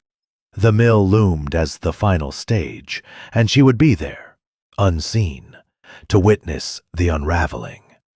As she ascended to her room, the hall's clock struck 9, its chimes steady, a contrast to the previous night's falter. The drawing-room's clash had pulled a critical thread loose, exposing Thorne's schemes and rallying the household. With the mill meeting ahead, Miss Marple felt the pattern tightening. her sharp memory ready to weave the final clues into a tapestry of truth, even as the night deepened around her. Word count 1,200. Chapter 13. The Chase. Ledger's proof of Triton Holdings' fraud. Elias Thorne's flight during the blackout had confirmed his role as the scheme's architect, but the mention of a shadow heir tied to Cornelius Hargreaves lingered, a thread yet to be fully pulled. With the mill meeting set for tonight, Miss Marple knew time was short, and when Lady Beatrice reported Thorne's absence from the hall, his room empty, his car gone, she sensed the game was shifting to her home turf, St. Mary Mead. Determined to track Thorne before he could regroup, Miss Marple enlisted her nephew, Raymond West, a writer with a flair for action when roused. She telephoned him from the hall's study, her voice calm but urgent. "Raymond, dear, I need your help in the village. A man's on the run, and I suspect he's headed our way to cover his tracks. Meet me at the station by noon." Raymond, ever eager for a tale to inspire his novels, arrived promptly, his tweed cap askew, his motorbike parked outside St. Mary Mead's quaint station. "Aunt Jane, this sounds like one of my thrillers. Who's this villain, and what's he done?" he asked, his eyes gleaming with curiosity. She briefed him as they walked, her gray wool suit blending with the village's muted tones. "Mr. Thorne, a financier, has been draining Gossington Hall through a sham company, Triton Holdings. He's forged documents, stolen a brooch, poisoned a guest, and fled when confronted. I believe he's in St. Mary Mead, perhaps to destroy evidence or contact an accomplice, the silent partner tied to a hidden heir." Raymond whistled, guiding her toward the village square, where market stalls buzzed with farmers and gossip. "A proper rogue. Any idea where he'd hide?" Miss Marple's eyes scanned the familiar lanes, her memory sharp as ever. "The old mill, Raymond. He mentioned a meeting there tonight, but he may have gone early to secure his plans. It's secluded, near the river. Perfect for a fugitive. But first we check the post office. Thorne may have sent a telegram to his ally." At the post office, Mrs. Weatherby, the postmistress, greeted Miss Marple with a nod, her spectacles glinting. "Jane Marple, sleuthing again. What's this about a stranger?" Miss Marple described Thorne, tall, slicked hair, pinstripe suit, and Mrs. Weatherby's face lit up. "Saw a man like that this morning, posting a parcel to London, urgent-like. Looked nervous, kept checking his watch. Headed toward the river path afterward." Armed with this lead, Miss Marple and Raymond set off, weaving through the village's cobbled streets, past the vicarage and the bakery, where the scent of fresh bread mingled with the river's damp breath. The old mill, a crumbling relic from the Hargreaves' early days, stood a mile out, its wheels still turning lazily in the current. As they approached, Raymond's enthusiasm waned. His steps— "Constable." She patted his arm, her voice steady. "We're not confronting him, dear. Just observing. The constable comes later, when we have proof. Stay sharp, like in your stories." The mill loomed ahead, its stone walls moss-covered, its windows dark. Miss Marple gestured to a copse of willows where they crouched, hidden by the foliage.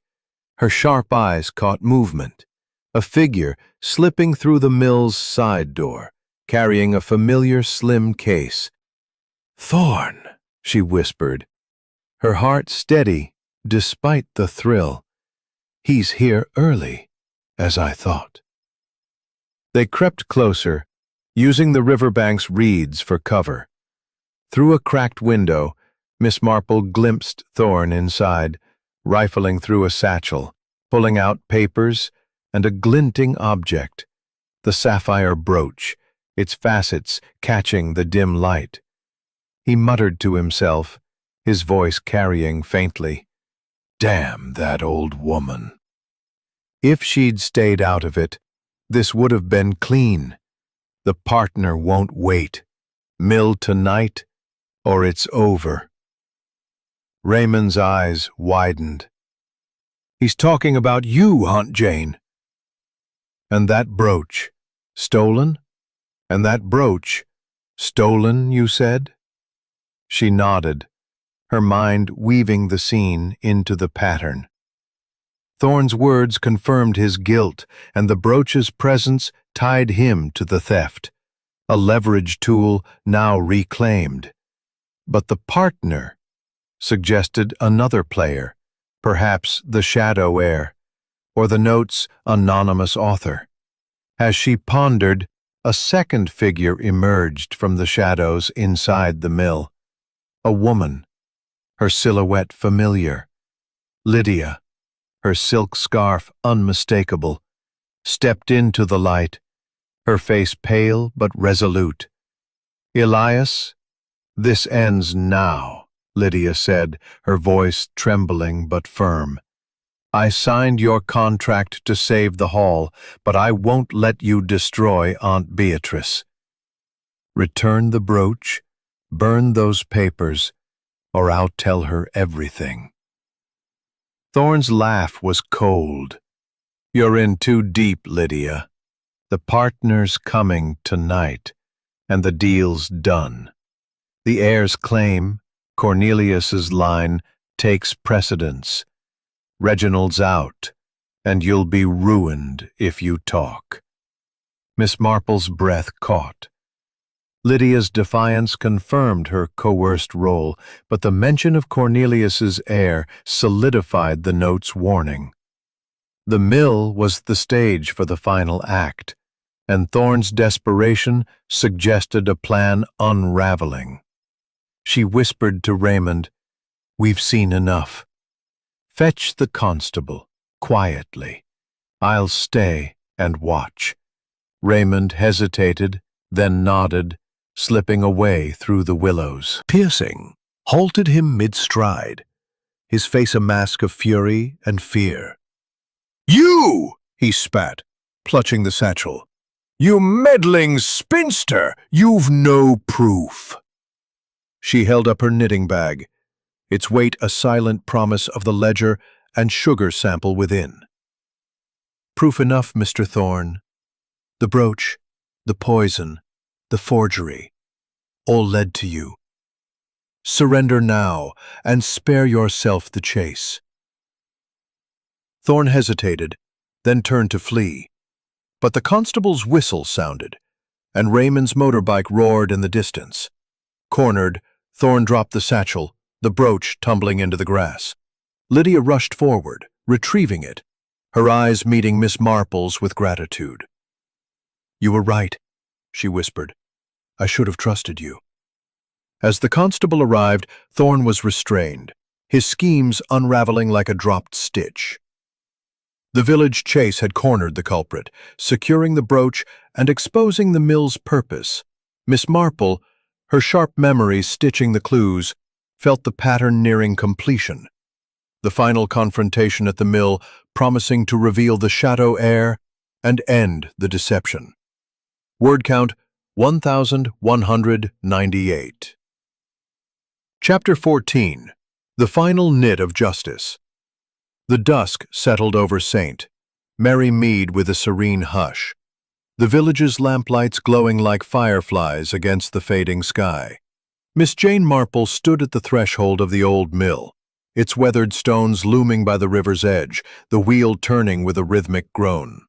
The weekend at Gossington Hall had woven a tapestry of intrigue, cryptic notes, tampered portraits, forged wills, stolen brooches, poisoned tea, clandestine lake meetings, and a damning ledger, all pointing to Elias Thorne's scheme to seize the estate through Triton Holdings. The chase through the village had cornered him, recovering the sapphire brooch and exposing his desperation. But the shadow heir tied to Cornelius Hargreaves remained a lingering thread. Tonight's mill meeting, overheard by Mr. Hargrove and confirmed by Lydia, promised to unravel the final knot in this perfect plan. Miss Marple had arrived early, her gray wool suit blending with the twilight, her knitting bag a familiar weight at her side. Inside, tucked among her skeins, were the ledger, the sugar sample, and the cryptic note, each a piece of evidence ready to clinch the case.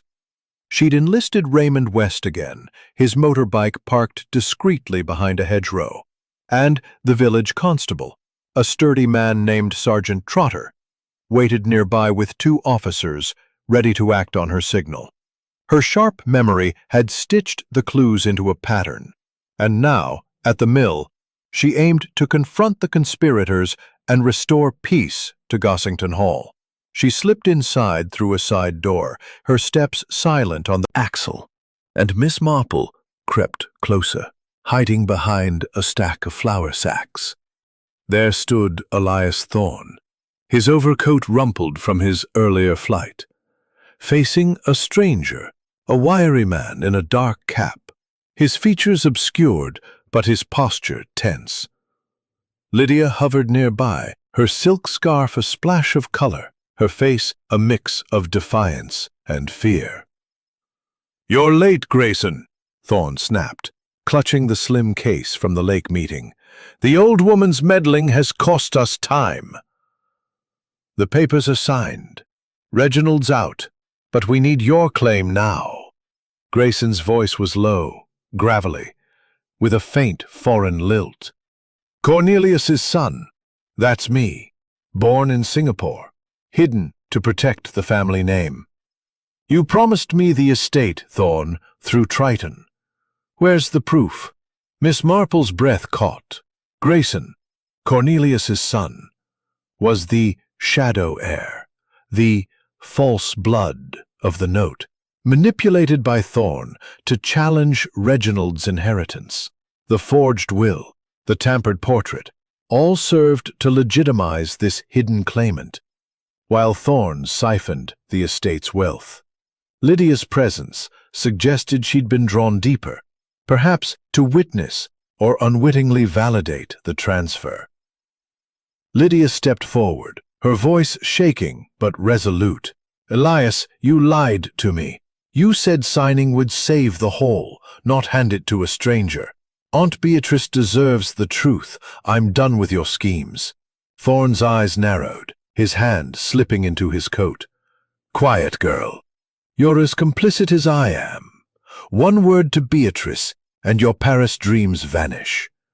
He turned to Grayson. "The will's altered. The portrait obscures your father's face.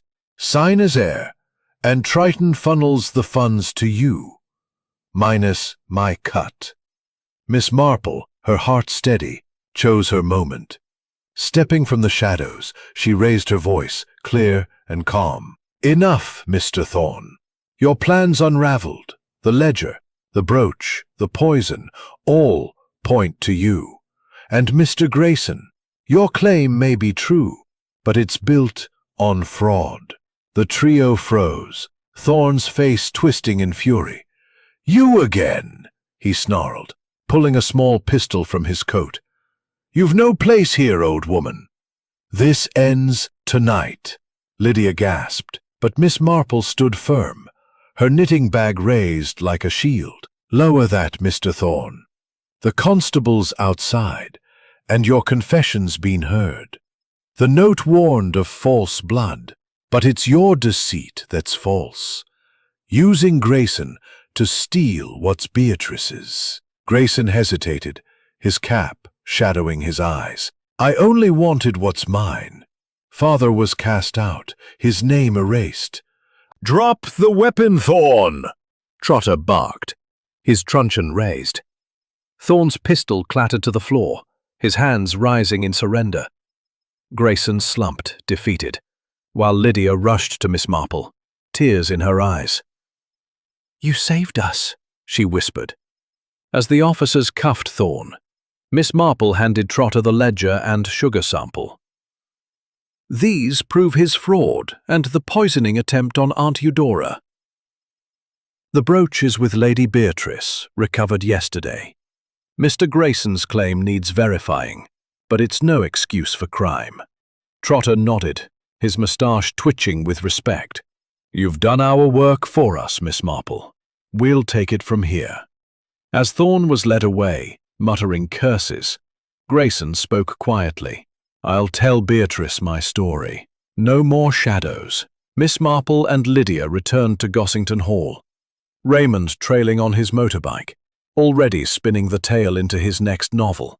At the hall, Beatrice awaited, her face alight with relief as Lydia returned the brooch and confessed her role. "Jane, you're a miracle," Beatrice said, embracing her. "The hall's safe, thanks to you." In the drawing room, over a final cup of tea, Miss Marple explained the unraveling. Thorne's Triton Holdings had exploited Reginald's debts, forging the will to favor a false heir, Grayson, manipulated into believing he'd inherit. The brooch's theft and the poisoned tea were distractions to pressure compliance, while the portrait hid Cornelius's identity to obscure Grayson's claim. The cryptic note, likely penned by Hargrove, who'd overheard the plot, had set her on the path. Reginald, chastened, vowed to settle his debts honestly, while Grayson agreed to present his case to Beatrice's solicitor, seeking recognition, not theft. Lydia, freed from Thorne's grip, planned to return to Paris, her art untainted. As the guests dispersed, the hall regained its warmth, the lion crest gleaming proudly once more. Miss Marple returned to St. Mary Mead the next day, her knitting needles clicking as she boarded the train. The village greeted her with its familiar rhythm, gossip at the post office, roses blooming in her garden. Settling into her parlor, she resumed her scarf, the intricate cables a mirror of the case's complexity. The perfect plan had unraveled, justice knit tightly in its place. With a satisfied smile, she sipped her tea, her sharp memory resting, the final stitch complete in a tapestry of truth restored.